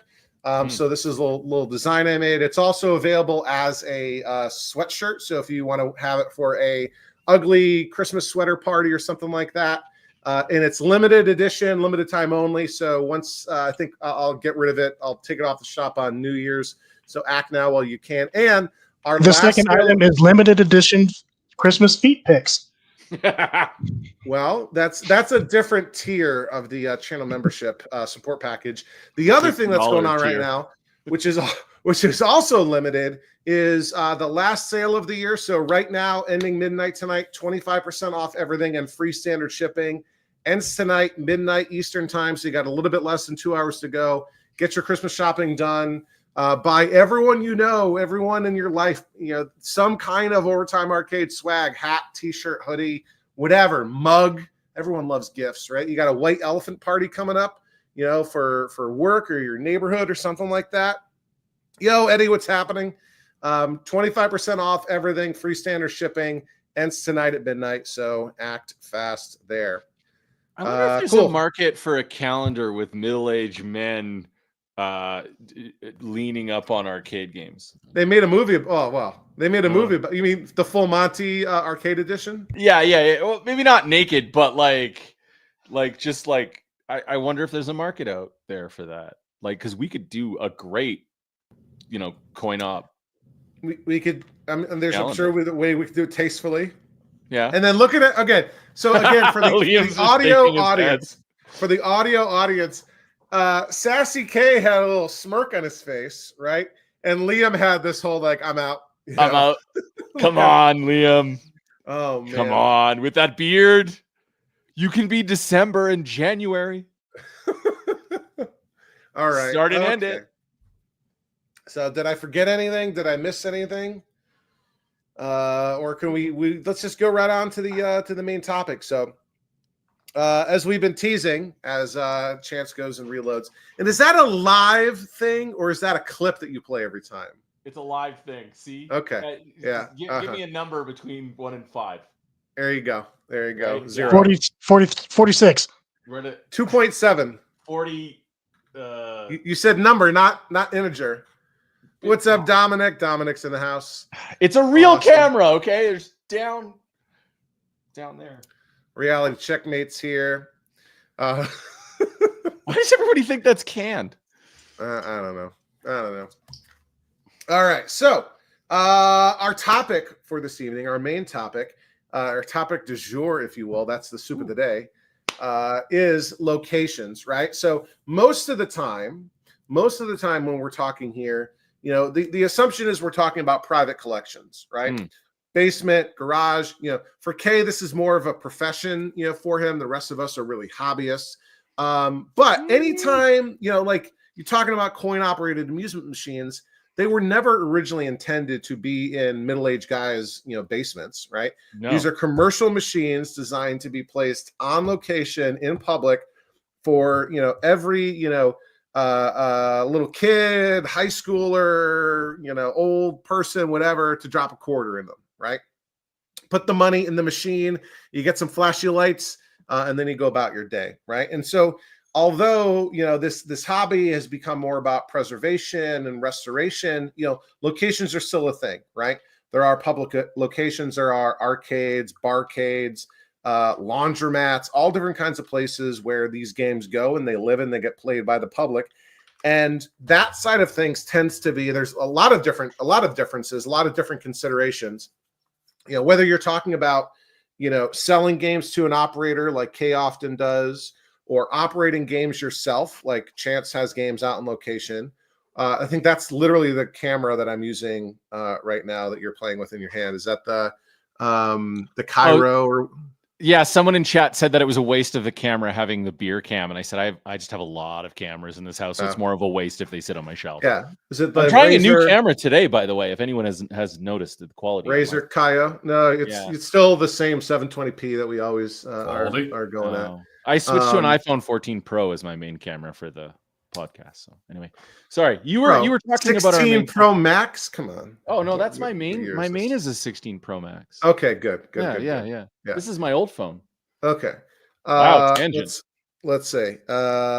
So selling to operators or operating games yourself. I now have been loaning games to operaters, right? You've got games at work that counts as being an operator, and some of those games are now officially for sale. So I've done consignment type of stuff, right? So you can go buy my games at Back to the Media Arcade. Not my favorite games, but games that I could bear to part with. And even Liam, I think more than any of us, he opens up his arcade to parties and has people that whether it's enthusiasts or people from work or just friends or whatever. And that has a consideration to it as well, right? So you got to think about what types of games play to those audiences. You're not going to put an Inferno on location, right? You could, but you're not going to, right? Why not? Unless it's a location that caters to enthusiasts. If this is just the regular, you're not going to put an Inferno in a laundromat. As far as I know, the only Inferno on location is the one at Galloping Ghost, and that is not an original Inferno. There you go. I'm pretty sure you're right on that. caters to, you know, the full spectrum of audiences, including, like, it's a destination for enthusiasts, right? So you got to think about what games will play well there. You got to think about maintenance issues, right? Like when we turn our games on a couple hours a week, right? That's very different from being on, you know, all day, every day, right? And you know, the wear and tear from, you know, I found which game was it? It might have been the Vanguard, how bent the joystick was, clearly from some kid, you know, pulling on it and hanging on it, right? So how the game's going to get beaten up, right? You know, what sort of, you know, decisions are you making in your process of restoring a game, knowing that, hey, like, this needs to be essentially bulletproof if it's going to be on location and not under, you know, if the game goes down here, like I'll bring games down that I don't even cap, right? Like if I get a monitor and it's working fine, right? I'll just bring it down here and not like my Centipede is the first game I ever bought, right? I've never capped it, right? I'm going to have to recap it eventually. I don't think it's ever been capped. I believe those are the original caps, right? And I'm not going to do it just to do it if there's absolutely no reason to, if the monitor's working perfectly. But I wouldn't want to put a game on location that, you know, hadn't had any kind of, you know, preventative maintenance done to it. So, you know, so lots of different things you got to think about. So I don't know if anyone wants to get us started here with things they've learned or experiences or whatever, but let's go, you know, I'll play right here. Do you want me to go first and get it out of the way? No. Okay. Yes. No, please go ahead. Rejected. Yeah. No. I've actually done all of the spectrum on this. Pre-COVID, part of the reason why Vanessa and I chose the size of the house and the type of house that we did, so that we could turn the entire basement into an arcade. So we could, we probably weren't going to have kids, and we're probably still not going to have kids. So we, you know, always had big parties twice a year, one for summer and one for Christmas, where we had all of our friends and families and all their kids and everything over. So, you know, they could play the claw and, you know, they could beat me in an arcade game and I could give them a token to put it in the claw machine and they could win a toy that they could take home. Right. Also, like we've, you know, Josh Brown and I, the other half of the Canadian Arcade, we've rented out tons of times our arcade games to be on location for film and television. And then also, so it's not just sitting in our basement collecting dust or being wiped down and not being played once a month. And then also, you know, for the last 6 years, we've been operators, both, you know, operating our own game collection that we've kind of cleaned up and picked and choose what we wanted to put on location, depending on, you know, what plays and what doesn't, what makes money and what doesn't. And also myself, Pinbar in Calgary, I've been, I guess, kind of the maintenance manager. I guess there's unofficially maintenance manager since day one. Unpaid position? No, it's a paid position. I actually, you know, I charge Arlen, my buddy who owns the bar. He's a really, really good friend of mine, one of my best friends. And, you know, very early on, we, you know, alongside with doing the coin op on location, there's an interesting story about how we got into Pinbar. We can talk about if you want. But especially if that helps anyone who's curious about getting into, you know, putting a few games on location. But I, you know, really early on, he needed help. And it actually came out of the Canadian Arcade. We were in really good with one of the big pinball suppliers, Nitro Pinball, that was initially based out of the Vancouver area, but they've got a location here now in Calgary. And Nitro, basically, Tommy called Josh and I up and said, "Hey, we need you. There's a pinball bar opening up in town. We need you to go look after this guy. He's a good dude." And that's just how we became really good friends with Arlen and associated with the bar and you know, all within the period of like 2 months. Now, you know, we're not only fixing their games, but we're also pulling in all of our own arcade games or their pins. But now we're also pulling a bunch of our arcade games on location. The revenue from that has got me through some slow times in work, like when the film industry was shut down during the strikes, as an example. It's definitely nice to have that residual income.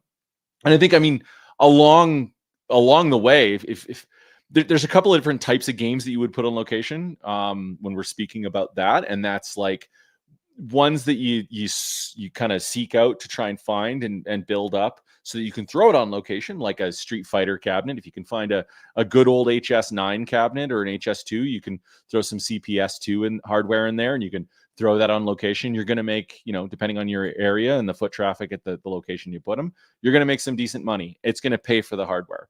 Or, you take something from your private collection that will do really well. I had a Donkey Kong cocktail, and I had it sitting upstairs here in my loft on the other side of the wall from me. And it was kind of cool saying that I had a Donkey Kong on every floor of the house. So I had 3 DKs in the house. But, I saw an opportunity. We saw some floor space at the bar. I took it out, and now that thing just crushes at the bar. So, I had done a lot of work to that game, and I had kind of like cleaned it up really nice. You can buy a Corvette, and you can put it in your garage, and you can wipe it down with diapers, or you can put it out there and have some fun with it, right? So, yeah. What was the biggest sort of eye-opening thing for you that you've ran into, just about how different it is than being a private collector? I think. So going from having parties at the house where, every summer, like I was saying, every summer, every winter, we'd have parties. I kind of got over the whole things are going to get broken real quick. I have a vivid memory of when it was probably like 4 or 5 months after I got my first red tent. One of my friends, Travis, he brought his kid over, and they were playing Super Mario Brothers in the red tent.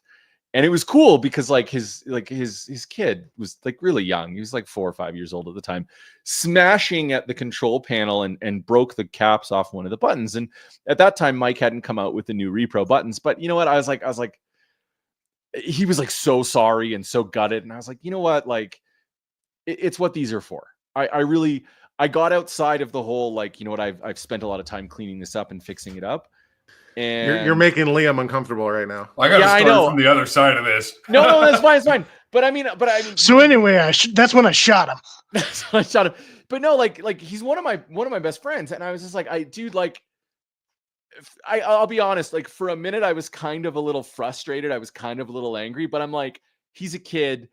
He like watching Travis like live, like teaching his young kid about what super, because he was old enough to understand and respect what it was, but he was still young enough to be able to smash the buttons. It was going to happen. And I mean, it was a 40-year-old button. So like at the end of the day, what am I going to do with it? I've really thought long and hard recently about some of the cabinets that I've done some like factory fresh restorations on. And I'm like, now that the honeymoon of them sitting down in my basement is kind of worn off a little bit, like, hey, maybe that would be a good candidate to be on location for, a temporary amount of time. And I mean, but again, it comes down to the right kind of location. So to answer your question, like, what's the one thing that I've learned is that even in a very high traffic location, like Pin Bar as an example, it's hard to keep the maintenance on pinball machines going. To keep the games like 100% fully cleaned, fully playable. It's just really, really challenging, both from a time and an expense side of things, especially Stern pinball machines, because their quality has been really poor in the last 10 years. But honestly, with arcade games are a lot more solid. And I know that goes without saying because there's a lot of less moving parts in it, but like, knock on wood, I mean, I've had in the last 5-6 years where I've had half dozen games, at various times on location, I've had a lot of good luck. And I've done a little bit of preventative maintenance here or there. I've had the odd CPS2 board fail or the odd, U5000 monitor give out a component on the neck board and lose color. But for the most part, you know what? As you said earlier, they're commercial machines. They were meant for this. So, if it's a priceless artifact, yeah, I would say that it would be hard for me to put Vanessa's Tapper on location. But you sure as heck bet that, as soon as we got that Turtles cabinet, as soon as we had the opportunity in floor space to put on location, we would. Because even my Simpsons, because those games print money. But this is the Turtles cabinet that you used to propose to Vanessa? Yeah. And that's not a priceless artifact? It is, like, it's important to me, but you know what? Like, okay, here's the thing.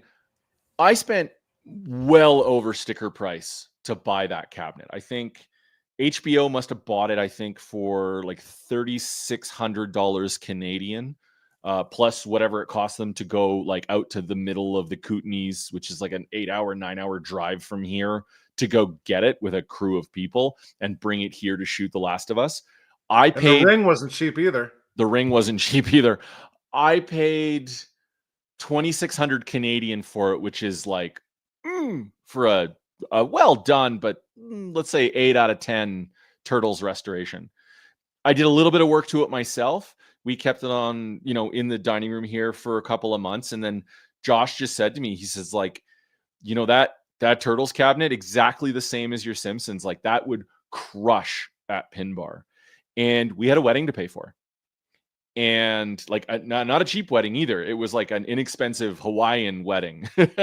So it was like, let's do it. And you know what? Right now it helps provide for the family, essentially. So I'm not going to say no. I'm also not oblivious to the fact that like there are some games of mine that would honestly never go on location. Like my red 5-slot Donkey Kong cabinet. I don't think I would ever put that on location. You're just begging for somebody to punch out the speaker grill. But you know what? If they do, they do. Like, here's the thing. I've rationalized in my mind that I can fix almost anything. Except the gel coat. It's like the gel. Well, but if it catches fire. But like, honestly, like that purple Donkey Kong that I made, that Ultra DK, that looks damn good. It does. That looks But you really, work with Nintendo really stuff mostly, and their repros are pretty much everything for that, right? You know what? It doesn't even matter. Like I'm thinking about my. Well, no. I'm here. This is in that vein, right? You're talking about fixing anything, and my story about kids in the arcade is almost getting something broken that cannot be replaced. Because we had a couple kids brought over for a party, and the parent said that they were going to watch the kids. I love how you're not using their names like you probably buried them underneath your back porch. I didn't bother to learn their names before I murdered them. His property abuts the woods, so you'll never. I'd like to find keep them. my job at NASA, so I didn't kill these kids. Anyway, so they're going to watch them and find whatever. I turned my back for a few seconds, and one of the kids had grabbed a stone coaster that we have, because we got coasters in all the cocktail machines. And well, that's your first mistake for having weapons in the game room. Okay, because I didn't want to put drinks on the glass. Just put them on the coaster. We grabbed this coaster, and started beating the top glass of our Crystal Castles cocktail with this coaster. Thankfully, it did not break. It's tempered glass. Yeah, but if that had broken, there are no reproductions available for that. You're right, but again, like maybe it's just me that like I would have the foresight to not put a stone coaster near a Crystal Castles glass, right? They got rubber ones. Yeah, rubber's good. The cardboard ones from the bar, you can get stacks of them for cheap. Yeah, no, I have those, but for what reason would I expect somebody to grab a coaster and start beating a game with it?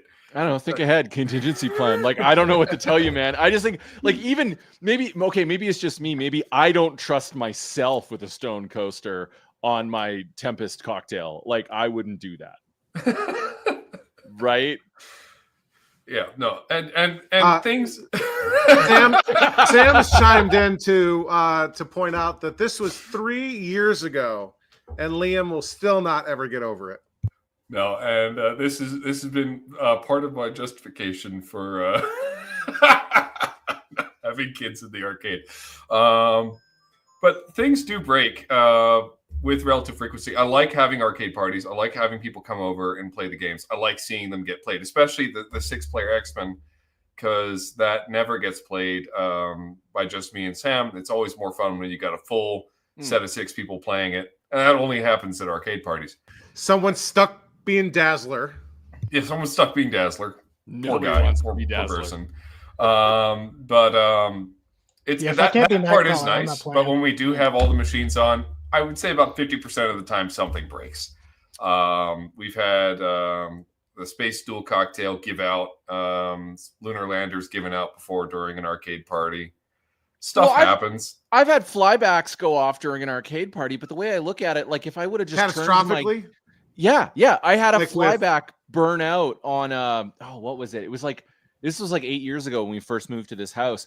I had Did you a have to flyback. evacuate? No. It just popped and we could smell magic smoke in the basement for the rest of the night. But like legitimately, like I think about it and I'm like, it's gonna fail anyway if it's sitting on in my basement or if I'm playing it, right?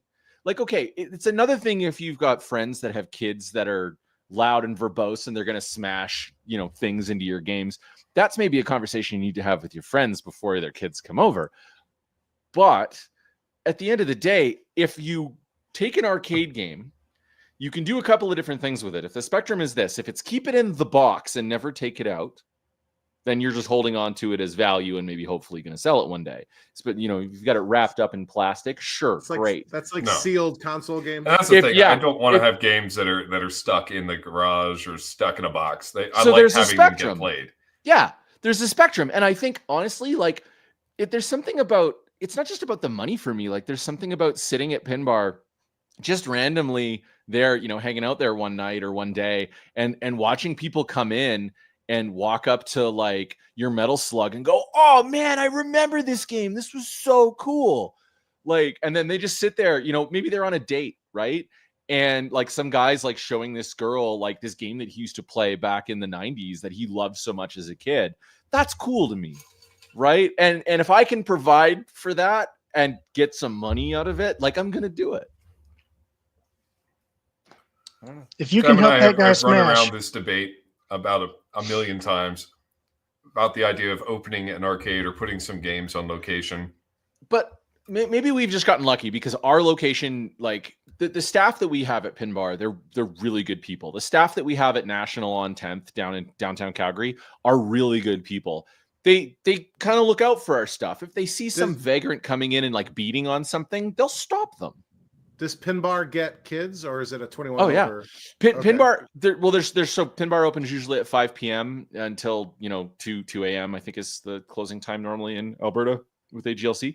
But then on the weekends, like at noon, right? So it's all ages on noon, and it's like $10 pinball.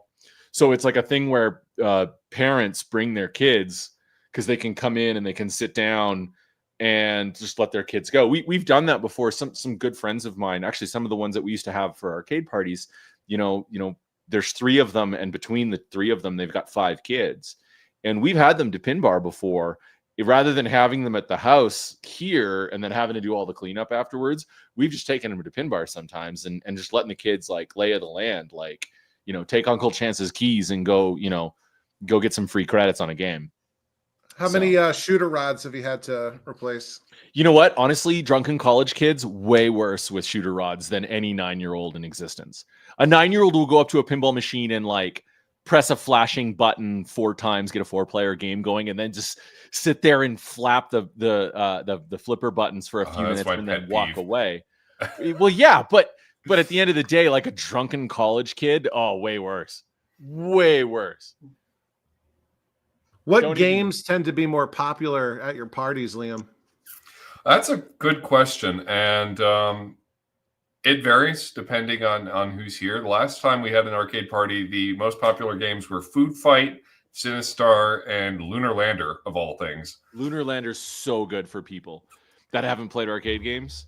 I think that game was getting played most of the night. That was surprising. Oh, and yeah, and Sam's right, chiming in the chat. Adam's Family, always the most popular game, for sure.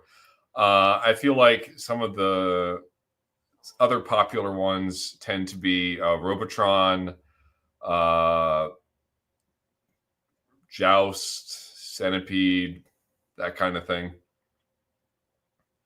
But I think the least popular ones have been the Vectors for some of them. Aside Lunar Lander, Firefox, and the 90s games tend to be less played.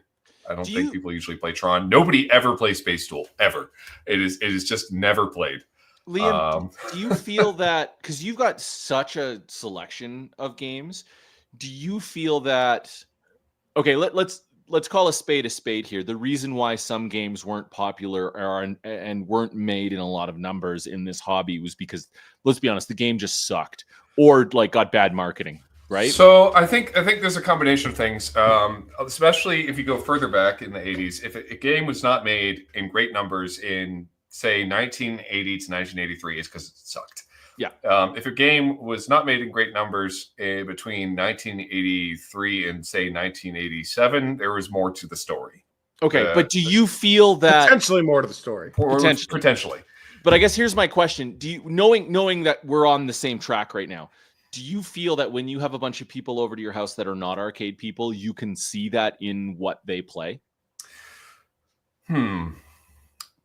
Maybe. I don't know if we have enough of those games that have that questionable reputation working on the floor yet for people to see. I've noticed that when people do play Firefox, they usually play it again.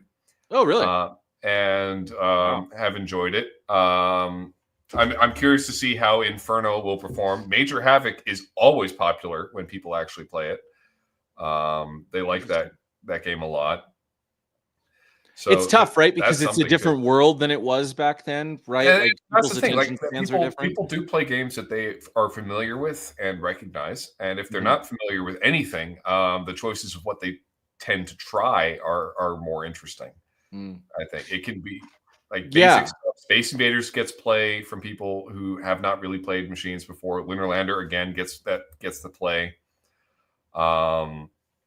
The more complicated ones sometimes drive people away just because of the complexity of the machine itself. But I always, when we have parties, I try to just sit there and look and see what people are actually playing because I find it interesting. Yeah, same. I can tell you without a shadow of a doubt, the absolutely unequivocal champion for the most played game in my basement, and this is going to be a shock to some people, is Great 1,000 Mile Rally. Driving game, right? Driving game. Yeah. Driving game where you can spin the wheel. And it's just like, it's that instant gratification of like, everybody knows how a car works, right? Everybody knows there's a pedal here and there's a steering wheel here, and they just go for it. And that's the reason why Firefox gets the repeat play. It's the only driving flying game that we've got. And I know that Sam's mom, when she comes and visits my mother-in-law, she loves Firefox. That's her favorite game here. And she'll play that game over and over again. Yeah. When we're in the arcade. To beat your high score? No.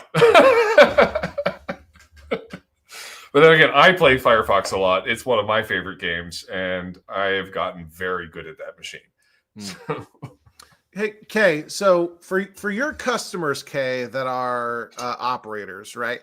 What are the games that they keep coming back to you for that they want to put on location? You know, they shooters, drivers, classics. You know, what's the demand signal look like? So most of my customers that are operators have their own arcades, and so it's really just a wide variety because their arcades are pay to get in and everything's on free play.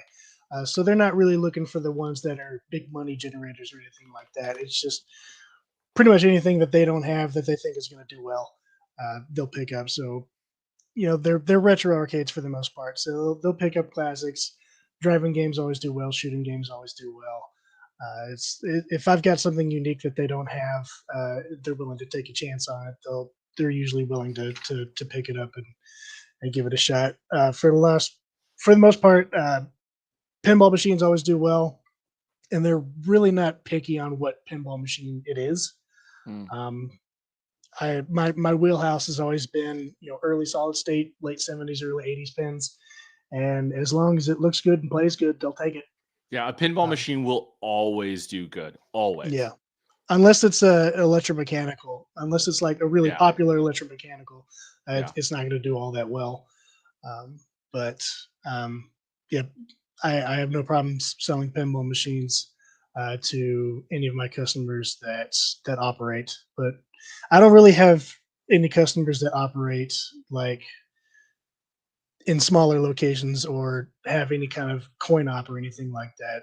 No one buys machines from me and it puts them in a bar or a laundromat or anything like that. I have had customers buy machines and put them in their own personal businesses, and just have, a couple of machines. I have put machines in laundromats and bars and stuff like that, and they have done coin op there, but it's usually just one or two, and they don't really have like a whole lineup of machines or anything like that. And typically, it's a multicade or something like that, and that's usually all they pick up. Well, and that was something I was going to ask, too, right? So I think, you've talked about, and I think we all appreciate, when you build multi-cage, you're not taking a nice surviving, classic and gutting it and putting multi-cading it. You often will do that with, poker machines or something like that. So talk to us about what does the best, on location. Is it 60-in-1s? How many 19-in-1s do you do, right? And for those that don't know, 60-in-1 is vertical games, 19-in-1 is horizontal games. There's also all the other stuff, right? Like I forget even the names of them. Like a Pandora's box, and all the other things. Yeah. Game Elf. Yeah. So like what does the best? 16-in-1s. 16-in-1s do the best. And whenever I sell one to someone that's going to put it on location, I suggest that they pare down the list. 60 is too many games. There's a lot of fluff on there. And plus, if you have a machine like that doesn't have a trackball in it, stuff like Centipede is worthless. So I tell them, take the list down to 9. Yeah. 9 games fit on one page, so they can scroll through the list. All 9 games are on the same page. And that's really all you need anyway, You got your Miss Pac-Man, you got your Galaga, Dig Dug, whatever. Take it down to 9 games. That's all they need. I have one sold screen because they'll never get to the next it's screen. all on one screen. Yeah. If they're scrolling through, they'll never pick a game. They'll spend 20 minutes scrolling through. So, just 9 games is plenty. Whenever I sell a Pandora's box, like, those have like 3,000 games in there. That's unnecessary for a commercial location. I think the last one I sold, we pared down that list to like 35.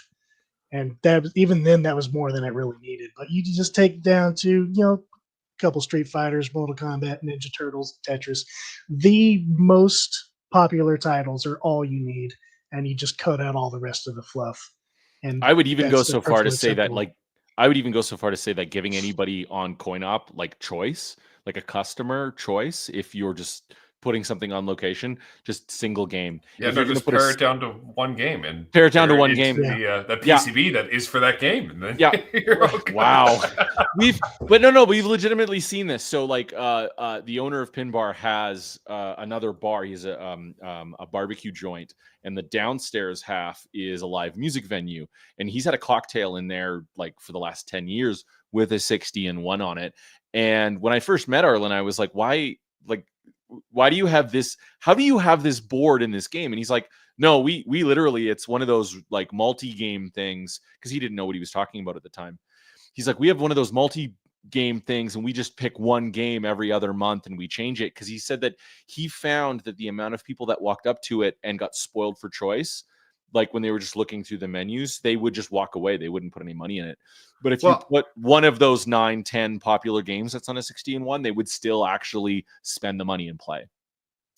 Yeah, and I put a link in the chat to the Wikipedia article for the paradox of choice, right? Like there's actual like psychology things, right? When you have 500 channels, you can never find anything to watch. Yeah. Right? This is why I can never pick a freaking movie with my wife down. I didn't finish the word. Pick a movie with my wife or TV show on at night when we're watching movies. It's just so much to watch. And like, let me tell you, as a veteran parent, you never, you're trying to get your kids ready for school. You never open the closet door and ask them, what do you want to wear today? Right. You give them 2 choices. You hold 2 shirts in front of them and say, pick one. Right. Yeah. And there's forcing them, right? Like Scotty's saying, option paralysis. Yeah. But Kay, never a 19-in-1. I don't think I've sold 19-in-1s, certainly, but I don't think I've sold any that have gone into a commercial location. If I have, it was one that was selected down to one game. It was just like just a Defender, just a Joust, or whatever. Right, because somebody came to you like, I want Super Mario Brothers or something. Yeah. Right. Yeah, or that's the way I got the machine, and it was already like that. I was like, that'll work. I'll just sell it like that. Well, and when you're repairing the game, whether you're doing the power side or the monitor or whatever, is there like the bulletproof thought process going to you, like, hey, I'm not even going to mess with this linear power supply. I'm just putting a switcher in, or like, hey, this this K7000, the flyback is working, but I can see that it's cracked. I don't want to trust it. I'm just going to put a repro flyback in it. Does that go through your head, or how do you approach that? I do preventative maintenance on everything I sell. So, Good man. I mean, if it's got like the original power supply in it, like a linear power supply, recap that. If it's got a switcher in there and the switcher still works, like I'm not going to put a brand new switcher in there. I'll leave that in there. That's fine, because if that does go out, like that's easily replaceable. And I do have warranties on all my games, so that if that does go out, right after I sell it, like I'll just replace it, and there's no charge to the customer for that. But it's not a taillight warranty. Yeah, no. There's a warranty on everything I sell, and I also offer extended warranties as well. But every monitor, every CRT monitor I sell has been recapped. I don't replace flybacks if they're original, unless it's one that's like notorious for going out when they're original. So, if I get a K7000 that's got the white knobs on it, I'll replace that. And everything that I sell has been, stress tested for a little while. So if the flyback can't handle the new caps, it's probably going to die before it leaves my hands anyway. So at that point, I'll absolutely replace that flyback and the hot and whatever else blows. So any monitor that leaves my shop has been thoroughly stress tested and rebuilt. And I don't necessarily bulletproof things, but the proper preventative maintenance has been done, because once I sell a game, I don't want to see it again in my shop for repairs. Well, and how often does that come up where you're like, hey, I think I'm done. Let me run this for whatever it is, 8, 12, 24, and it dies like at the 11th hour, right? Like how often does that happen? It's not very often. Whenever I've done the maintenance and I put a game up for sale, it goes into my showroom, and I run everything in my showroom while I'm at the shop. And so that stress testing continues while the machine is up for sale. And so I've got machines that are continuing the stress test while they're up for sale. And I've had machines that, haven't sold for a month or two that do end up developing problems during that time. And I'm glad they do, because that's something that I can catch and repair so that the customer doesn't have to deal with it. I can take care of that before it ever hits their hands. Very cool. If we want to move on to more of the topic, Yeah. I've never operated. I have no desire to operate. There's already a pretty big company here that does operations here for all the bars and bowling alleys and places like that. I don't want to step on their toes. I actually have a pretty good working relationship with them. They send a lot of referrals my way, and they also have a lot bigger operation than I do, so I don't want to try to compete with them anyway. But I don't want to deal with the headache of dealing with liability, or having to deal with going to locations and doing the maintenance and doing the pulling the coins and counting stuff and splitting the profits and dealing with contracts. And it's all a bunch of headaches that I just don't want to deal with. I want to sell the machine and not deal with it again. I don't want to do the operations and splitting profits. Yeah, and I think on that topic though, like it depends on who you're working with, because like if you know the person that you're working with, if you understand the location, I just want to put it out there that it's not a headache at all, right? Like I get where you're coming from. I completely empathize with that. But at the end of the day, like if you have a couple of choice locations, and like we had 3 at one point and we pared it back down to 2, I don't think that it was a lot of extra work. And that's the one thing about arcade games compared to pins, especially, they do actually hold up, and they were designed to hold up for this kind of thing. So if you can get over with the fact that you want to wipe it with a diaper every time you go to your collection, you can make some good money. Well, it's not so much that I'm not worried about, kids hanging on joysticks like that. They had unintended terrible children in the 80s too. They accounted for that. So I understand that it can handle the abuse. It's more that but on that vein, I don't really have any friends that own businesses that would warrant having machines in them. I don't have any friends that own any bars or anything like that. So I don't have any kind of connections that would be a good location for any machines or anything like that. I have taken machines to places sometimes for just little temporary things like comic conventions and things like that.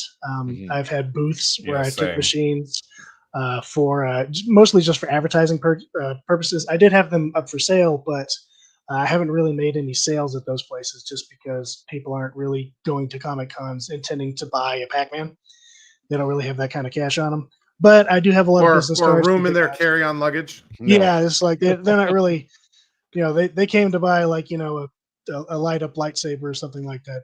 They're not intending to put a Pac-Man on top of their van and take it home. But I do give out a lot of business cards, and I have a lot of all my machines are on free play, and I just have mostly just a lot of unattended children hanging on machines. And I don't really make a lot of sales, so I don't really do those cons anymore because I didn't really get a lot of calls afterwards. I didn't feel like it really translated into any sales. It just turned into a lot of headache for me. Well, because people are looking at the games, not the provider of the games. Usually, Yeah, so I gave away a lot of business cards, but I don't think I really had any messages afterwards that are like, "Hey, I saw you at the con. I'm really interested in this." Like, I don't think anyone really messaged me like that. Mostly, I became a babysitter for people's terrible kids. Is really what my role was, and that didn't make me any money. So. I bring games to MagFest every year. Usually cocktails because those go over very well there. So I think this year it's going to be our Asteroids cocktail and Miss Pac cocktail. Is it because people are looking for a chance to sit down? Like they're at the event? Yeah, for sure. So they're always played while they're there. And I think it's good to bring them. But man, I wince every time I come in there. I just see someone lose and just smack the machine. But I also feel like that's a little more geared towards like, that's a better convention for arcade games. Oh, sure. I mean, they go the into comic places because these are just small town comic conventions where like all the guests and celebrities that are brought in are like voice actors from animes that I've never heard of. Mark Hamill's assistant to his assistant. MagFest is huge. There's tens of thousands of people there when it happens. So yeah, that's not the cons that I'm working here in Odessa, Texas.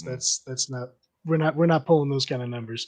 I have brought machines to some of our local wrestling shows before because I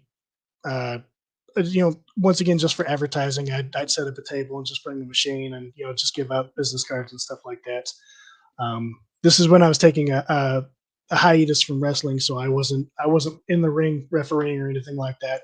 So I still wanted to be there and hang out. So I sat down with a booth and a banner and gave out some business cards. I took a big old WWF Royal Rumble to one of those shows, and that was a big hit. Didn't sell it, but I couldn't have sold it anyway. That thing is huge. I don't know if you've ever seen one of those 4-player WWF Royal Rumble machines. That's one with like the extra little like head pieces above the monitors. Mm-hmm. Yeah, metal control panels, like the fold over. Yeah. At its smallest dimension was like 42 inches deep. Yeah. You can't put that thing in a house. It can go into your garage, but it's not going in a house. So I saw a guy build a MAME cabinet out of it once, and with like, it's where I got the idea for the light up buttons on my Flynn's arcade cabinet, and it looked really good as a MAME cabinet, but I couldn't picture it as like it's just it'd be a fantastic cabinet to make a 4-player game out of. Yeah, like a much better 4-player game than Royal Rumble. You could throw like a Ninja Turtles in there or something like that. I think it'd be a nice 2-monitor game for that. I ended up having to take that thing to auction just to get rid of it, just because I could not sell it. I should have parted it out. I would have made more money because it had 2 really nice 27-inch like high-resolution CRT monitors, a couple of Naomi boards. All the parts that are in there. I only got like $300 for that thing. I should have parted it out. And then I've had a couple of game nights where people come over and play the games that I had in my small collection. At my biggest, my collection was 6 games. And the most popular machine I had was my Play Choice 10. That was always the biggest hit, even more so than the pinball machine. My bride at Pinbot, I think the Play Choice 10 was more popular than that. And people would bring their kids over, and I didn't really mind. These things are designed to be played, and as long as they didn't, climb up on one and do a flying elbow drop through the glass or anything like that, I wasn't too worried about it. And I haven't had any catastrophic destruction or failures on any of my machines from people coming over and playing them. So I was fine with it. That's what they're there for. I very rarely play the machines in my own collection. So if other people want to come over and enjoy them, that's what they're there for. Yeah. Well, and as for me, it's been a kind of an eye-opening experience, vicariously, because I've got half a dozen games now that are either still my possession or games that I restored for Mark that have gone back to the Media Arcade in Winchester, Virginia. So, some interesting things that I've kind of learned is one is if I was going to do this myself, I would standardize on the monitors that I'm going to run on location, right? So I'd probably stick with 4 monitor models, right? 4900, G07, K7000, and Sanyo for the Nintendos, right? No vectors. Maybe have like a showpiece one, right? Yeah. I'm not sure I would put a vector on location. Yeah, vector on location, just like, well, maybe a black and white. Like, you got to have an asteroids. Yeah, I guess. Asteroids would crush on location, I'll be honest with you. Depends on the location, I think. But the Neotech in the Primal Rage, went down, right? Yeah. And Mark's been messing, and I thought I had that great, and it worked for weeks, right? And after a couple of weeks on location, it went down. And he's had a heck of a time. He's got it now where it's passing the light bulb test, but I think an IC went down on it, like IC 101. So you're saying you don't want to fill your arcade with a bunch of Hunter X Polos and or Cortex or Vision Pros or whatever, garbage, right? Or all of them weird Japanese monitors, right? And even like K7000s, right? Like he had an issue where I think it was the day before he was going to open, his MK3 monitor went down, and I rushed to just slap together a working 25-inch K7000 chassis. This thing was not rebuilt. This was let me throw some parts into a chassis. Wow, it worked for 3 minutes. I'm bringing that to his arcade, right? Yeah. And then the flyback, went after a couple of days on it, but it worked, right, for a little bit. So learned that. Another thing, right? Like I stayed up all night to get the Qbert done so that it was ready for opening. And literally within moments of opening, somebody put a drink on the control panel, which just made me react the way Liam is looking right now. But that's gonna happen. Like and that happens on our turtles all the time too. And I'll show up to fix something on the pinball machine side because I rarely have to show up to fix an arcade game. Yeah. And I'll find drink rings on the control panel. But you know what? I can wipe it off. With Plexi, not a Lexan or not a polycarb control panel. Polycarb control panel. Wipe that right off. It is what Maybe it is. Maybe wipe it with Magic Eraser and putting a drink on a control panel and not a coaster in my arcade is a great way to get kicked out. Yeah. Okay. Fair. Noted. Well, and then it spills and Coca-Cola goes through everything, right? Anyway, we've had drinks spilled on games before, and it's not like the end of the world. I mean, it's repairable, but do you want to do that work? Do you want to do that work? But it hasn't damaged anything, right? Yeah. You have to think all of the games that exist post a certain point when people, game designers knew they were going to go into a game like an arcade bar, or people that were drunk with drinks were going to be added to the equation. If you look really closely at a lot of the games that we own, all of us own, there are clever ways that they have designed it to feed liquid around. Like if you look at a red tent, if you own a red tent after the podcast is over, go open up that red tent and look on the bottom above the lid. You'll see a little channel where liquid, if it gets poured on top of the red tent, will feed the liquid off the edge of the red tent. Yeah. They're very clever. Something that Mark has done, I think, is very smart. Is everything it's a single price, all you can eat, right? All you can play, pay at the door, right? Which means he doesn't have to worry about coins. Yeah. He doesn't have to worry about tokens. He doesn't have to worry about change machines or coin mechs or coin jams or anything like that, right? He does, however, the double-edged sword is two things that come in. One, he has to deal with customers who don't like the price, and I think it's shockingly cheap, right? I think it's $10 for adults and $5 for kids all day. On. And he's got like 10 pins in there and like 30 games, right? With some great stuff. But like general public, and it's often like, oh, my kid just wants to play. $10. Like, well, and like the kid's $5, but like, mom or dad, you got to pay too, because I'm not like, well, you have an observer admission, right? Yeah. No, it's got to, right? It's like, well, my kid really wants to see this movie. I don't want to buy a movie ticket. I'll just sit there and close my eyes. Him. Like, right? Yeah, you gotta pay to get in. The other thing is figuring out, for games that don't have free play or games that have really bad free play, like it just gets stuck on a static image, right? And you're everything running, right? Nintendo. Yeah.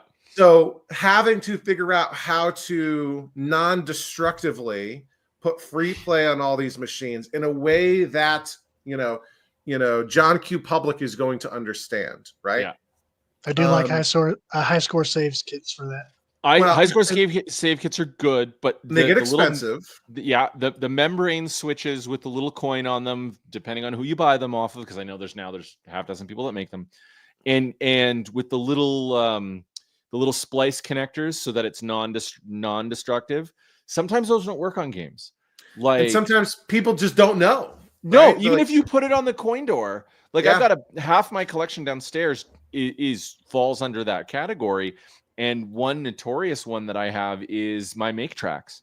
My Make Tracks Cabaret. Like, I would love to put that on free play like everything else I have, but I can't. And I can't use one of those membrane switches because no matter what, it won't work with the way that the system works. And a lot of people just don't know, right? They're going to get confused, right? The thing that I have liked the most is Adam from One Circuit. Adam, who was on John's Arcade a bunch of times. He was the guy that was working on the pole position. Yeah. But he's got the I think he calls it the coin up, one up, or something like this. Yeah. And it's non-destructive, right? It does require a little bit of wiring, but no soldering. Mm-hmm. And it's set up so that you just walk up, any game, you press the 1-player button or the 2-player button, and it adds a credit and starts the game. Like it's got a timer, delay, whatever sort of thing, and it knows which circuits to pulse. That's been the greatest. It's only like $20, so cheaper than a high score save kit type of thing.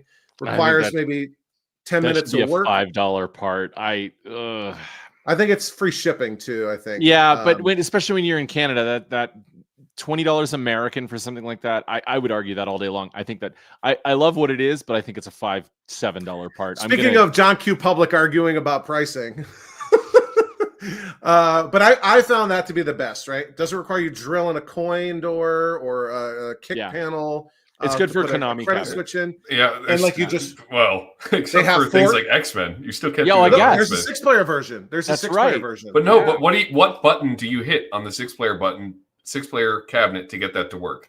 You hit start. There is no start. No, like that one of the A or B or C buttons on X-Men. Then it just keeps feeding credits. Does it not work on the?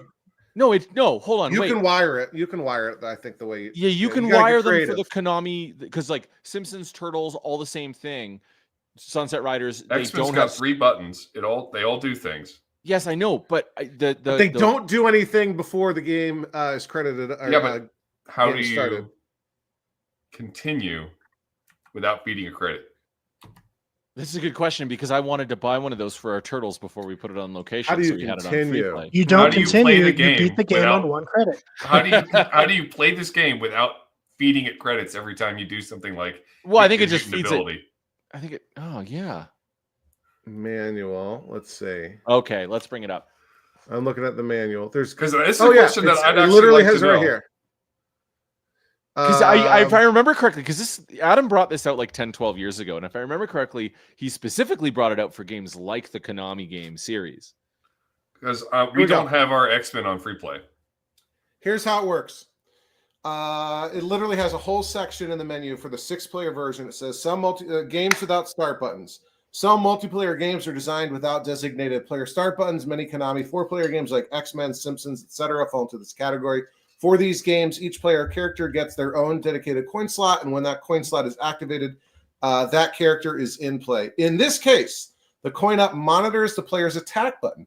If the game is idle and an attack button is pressed, the coin-up will insert a credit for that character and start the game. Then goes into a sleep mode where it simply sits idle and continuously monitors the player's attack button. So long as that attack button is getting some use, the coin-up will assume the character is still in play and will not add any additional credits to the game. However, once a period of time elapses where the button is idle, the coin-op will assume the player stopped playing and will go back to its initial state. This time is configurable and can be adjusted according to the game to account for cutscene direction, insert coin to continue timeouts, etc. So 1 credit, yeah, but like just change your dip switch on your board, like make it 2 credits per or 2 plays per credit. Yeah. Right. So honestly, be honest with me, Liam. When you have a bunch of people over and some of them are like, hey, let's play X-Men, and they walk up to it, 3, 4, 5, 6 people walk up to it. How many people play for a second round? Every time it has been played all the way through the end. Really? Your friends are better than mine. I'm coming to hang out at your place, man. I'm coming out there. This is I think every time it has been played, it has gone all the way to the end of the game. Wow. There See, you like, go. and none of my friends can keep attention span on that. Like I don't get me wrong. I love all the people we have over to our place. They're all good people, and that's why we keep them in our lives. But I don't think any of them really, 1 or 2 quarters worth of play on any specific game. Huh? Yeah. So yeah, but it's it's been interesting.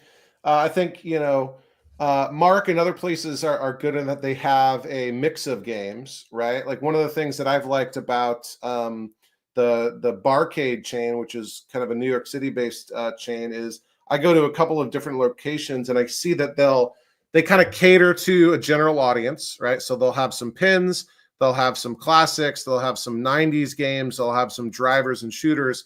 But every time, every one of their locations will have a couple of games that are for enthusiasts, right? Mm-hmm. Like a Chicken Shift, right? Ooh. Or an Atari Fire Truck, or something like that, right? Like, or Anteater, Really? a game that like a normal person will walk up to, die immediately, Mm-hmm. and say, "I hate this game," and never play it again, right?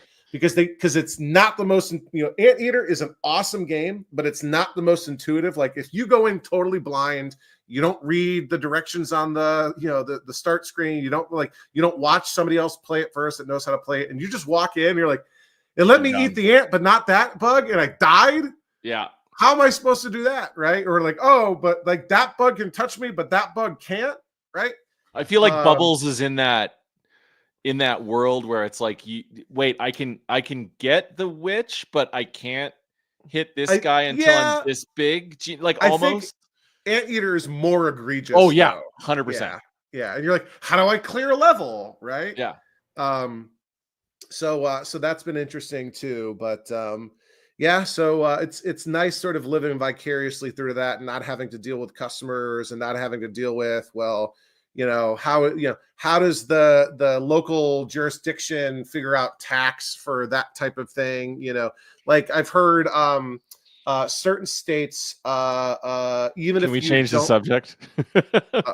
And certain states, like still have laws on the books that require a per machine license fee, even if it's not being run as a coin operated amusement device, right? Mm-hmm. The fact that it's capable, versus like, hey, I'm gonna charge people $10 a day and they can play my Sega Genesis hooked up to a TV, versus a Sega Megatech, which is the like Genesis Play Choice 10.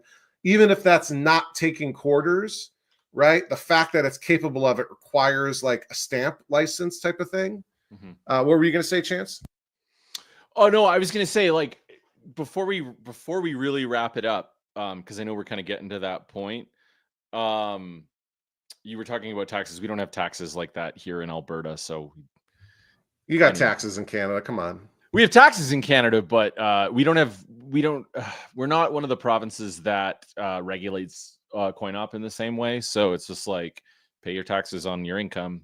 Great. But you don't have to register your coin op games like I think you do in Winnipeg, Manitoba. Yeah. But I was going to say, Very because I know we're insightful comment. yeah, sorry. I know we're getting close to the 2-hour mark, so I kind of wanted to say if you're someone who actually is thinking of putting games on location, I have a couple of tips. If that's fair. Good? We're good? Lay it on us. Okay. First and foremost, CoinMex are your friends, but buy good ones. Imanex CoinMex, they're a place out of Texas. They make the absolute best CoinMex on the planet. Get rid of the, Coin Controls CoinMex, the ones that came in the game when you restored it or cleaned it up to put it on location. Dump it. Get Imanex CoinMex. I agree with that. Yeah, they are very simple, 2 pieces of plastic on a little hinge. They work almost every time until 5-6 years later when they wear out if you high traffic. And it's not some crazy puzzle that's going to jam the game. And then secondly, tune what you're putting on location to what your audience is. Josh and I know unequivocally that his Ms. Pac-Man crushes at Pinbar. In fact, when you look at it, Josh has 3 games on location at Pinbar. At specifically that location, I think I have 7 or 8 if I last checked. He makes almost half of what I make based on his Ms. Pac-Man alone. That game kills. So much so that even though I hate Galaga and Ms. Pac-Man, I went out of my way to buy a Galaga to put it on location. I'm looking currently for a Ms. Pac-Man as a backup to put it on location, just because we know it crushes. Pac-Man Battle Royale, 4-player sit-down cocktail or the stand-up pedestal game. If you can get your hands on a Battle Royale, no matter what the generation is, that game will make you money. You might find a game that you think you absolutely love from your childhood or your past that does really, really well, like Puzzle Bobble or Metal Slug. It'll do okay. Hit the Ice, for us, does good all year round. Street Fighter, that kind of thing. We've shown up at our Street Fighter, and we've got a CPS2 cabinet there as well that every once in a while we change out Marvel vs. Street Fighter for Street Fighter Alpha. And Street Fighters do really, really well. Every once in a while, some guy will just show up at our bar and shove $30-$40 into a Street Fighter with his buddy. And that is awesome.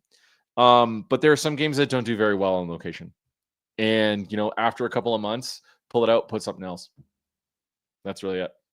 So don't be afraid to try it. If you've got the opportunity to do it, it's like buying crypto. Just if you're going to put that money in, expect that maybe something will happen to it. But usually, I think if you've got a good sense for it, if you've got a good place to put it. That's not a confidence-inspiring analogy. No. Well, plus, coming from a guy who's got his Bitcoin wallet with a magnet underneath his desk. But here's the thing: with operating coin op, you're not going to get a 10,000x return. There isn't that kind of upside. That's it. And we have some, and we ebb and flow, right? I'll give you some hard numbers. Okay.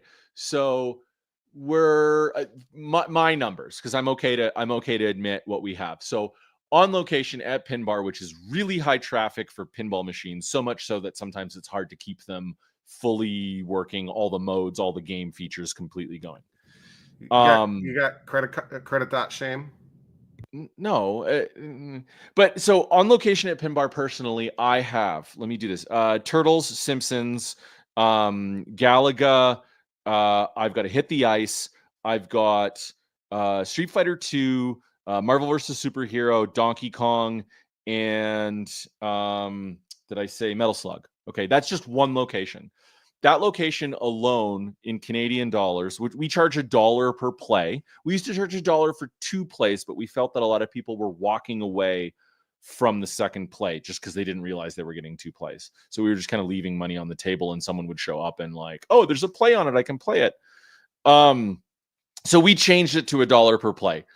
It's a little expensive, but again, it's a pinball bar. First and foremost, people already have those loonies in their pocket. People already going to the bar and getting change. So that's going in our favor. I am making anywhere, if you're the government and you're watching this, I'm totally joking. I'm making anywhere from $500 to $1,200 a month Canadian, just random. And that's on my split. I've got a splitting agreement with the owner of the bar. He makes his cut, I make my cut, and you work that out, depending on how you want to work that out if you're putting it down. But honestly, that's good money. And the average person could make, honestly, if you're making minimum wage, that's a really good, nice padding to your income, And But hold on, just for clarity, Chance technically makes nothing, zero. By the time he pays all his scientists, all the people in his lab, his developers, the lab coats, it's a wash. All the things I got to write off, the maintenance, all the He's actually losing money. Oh yeah, totally. But again, all joking aside, it gets me through sometimes when there's a writer's strike or when COVID hits, and we can't be doing our day jobs. It's a nice thing to have. And truth be told, and honestly, almost all the time, all the money I've ever made on games, on location, goes right back into the hobby so that I can buy that next art package, so that I can, pay for that unobtainium piece of hobby equipment and gear, like a joystick, and all of that is, when we're, working, all of that money goes right back into the hobby for us, and sometimes into the Canadian arcade. I know Josh and we've spent a lot of the money that we've made on location. We've spent it on tools and toys to make better content when we are putting content out for the hobby and giving it back, or paying for my Flickr account so I can have, thousands of pictures of all of my restorations online, so that people can get a good idea of how something goes back together. So. Yeah, and when you're making, it's a lot of work cranking out a new episode every 6 months. Yeah. Every 8 months at this point. I'm thinking of something. I got an idea. Cool. Well, we are past our bedtimes, at least in the Eastern time zone. And I've been kind of paying attention to the Oregon just scored again. The Big Ten championship. The SEC championship was awesome to watch. Terrible idea. In retrospect, I should not have scheduled the podcast to go up against the SEC and Big Ten championship football. Although I went to the last Penn State game, so I took my two oldest boys to the Penn State game last weekend. The tickets were only $7 because it was Thanksgiving Day weekend. Campus was still empty, right? Most kids aren't going to come back until Sunday. And it was 25 degrees, so it was nice and cold. I spent $7 on tickets and over $50 on hot chocolate. So this must be a regional thing. I don't get the allure. Football? Yeah. I don't know. Yeah. You're not a Calgary Stampede fan? I think we've talked about that before. Anyway, let's wrap it up. Let's go around the horn. Kay, tell people where they can find you. I'm Kay with Prime Arcade Sales and Repair down here in West Texas. You can find me on TikTok at Prime_Arcade. I do short form videos of all the repairs I do, machines that I pick up, and little adventures I have along the way. Ooh. How about you, Chase? When you don't have your name listed, I'm going to make mistakes. I take it off so that I can put up the QR code for the people that are actually watching, but I'm not going to do that now. No one has ever scanned it, not once, not ever. How do you know? I look at the analytics. People for the people who are only doing the audio, you need to describe what the QR code looks like so they can draw it manually. And just read it by bit by bit. Bit by bit. I could do that. Actually, there's a Veritasium 0010001 that works. So I'm Chance. I'm one half, the lesser half of the Canadian Arcade. We are on YouTube, on Instagram. You can find us just by searching The Canadian Arcade. We haven't put out a video in a while, but we've been very busy. But yeah, we've got tons of stuff on there. If you like, especially Nintendo stuff or restoration projects and whatnot. So yeah, Instagram, YouTube. And Liam. I am one half of Retrobotics, and you can find us there on YouTube under Retrobotics, where occasionally we'll make a video if I remember to take some footage of something. So maybe there'll be a video in the future. Is this you telling me you didn't film the Inferno? Because I'm going to be so disappointed with you. There's so many Inferno restoration videos. Oh, out there, man! just get lost. Oh, but your stuff is good. Oh. I may have taken some video. We'll see. Do a walkthrough at the end when you're done. At least I love that game. But yeah, find us there or on Caleb 64-bit. Restorations are documented on Caleb if you were looking. Chase. Chase is something that dogs do to cars. Chance of something that you go to Atlantic City for. Anyway, and I'm Charlie from Overtime Arcade. If you're watching this right now, wow, you're watching this on my channel. We got random pixelated Billy Bob sliding into the last minute channel member with a $5 million super chat donation. He says bit late, but I was able to get 5 minutes in. I blame Dillweed because Dillweed decided to do in the channel member Discord. He did a little voice hangout during the podcast, which distracted some folks. What? All right, Dillweed. I need you to send me my joystick, Dillweed. So anyway, he's been banned from the channel. Dillweed. We might have to do something there. Why? But, yeah, so this has been great. Thanks for watching the Coin Jam podcast. We'll be back early January with our December episode. Yes, I did not misspeak. That is correct. Absolutely. And go buy a t-shirt. You got about 30 minutes left to take advantage of the sale. 25% off everything and free standard shipping for the Overtime Arcade official merchandise shop. And with that, I want to say thank you one last time to Billy Bob and also to Jade Neon Bitchy for the super chat donations. And that'll be it. All right. Thanks, everybody. We'll see you. A message from the government of Canada.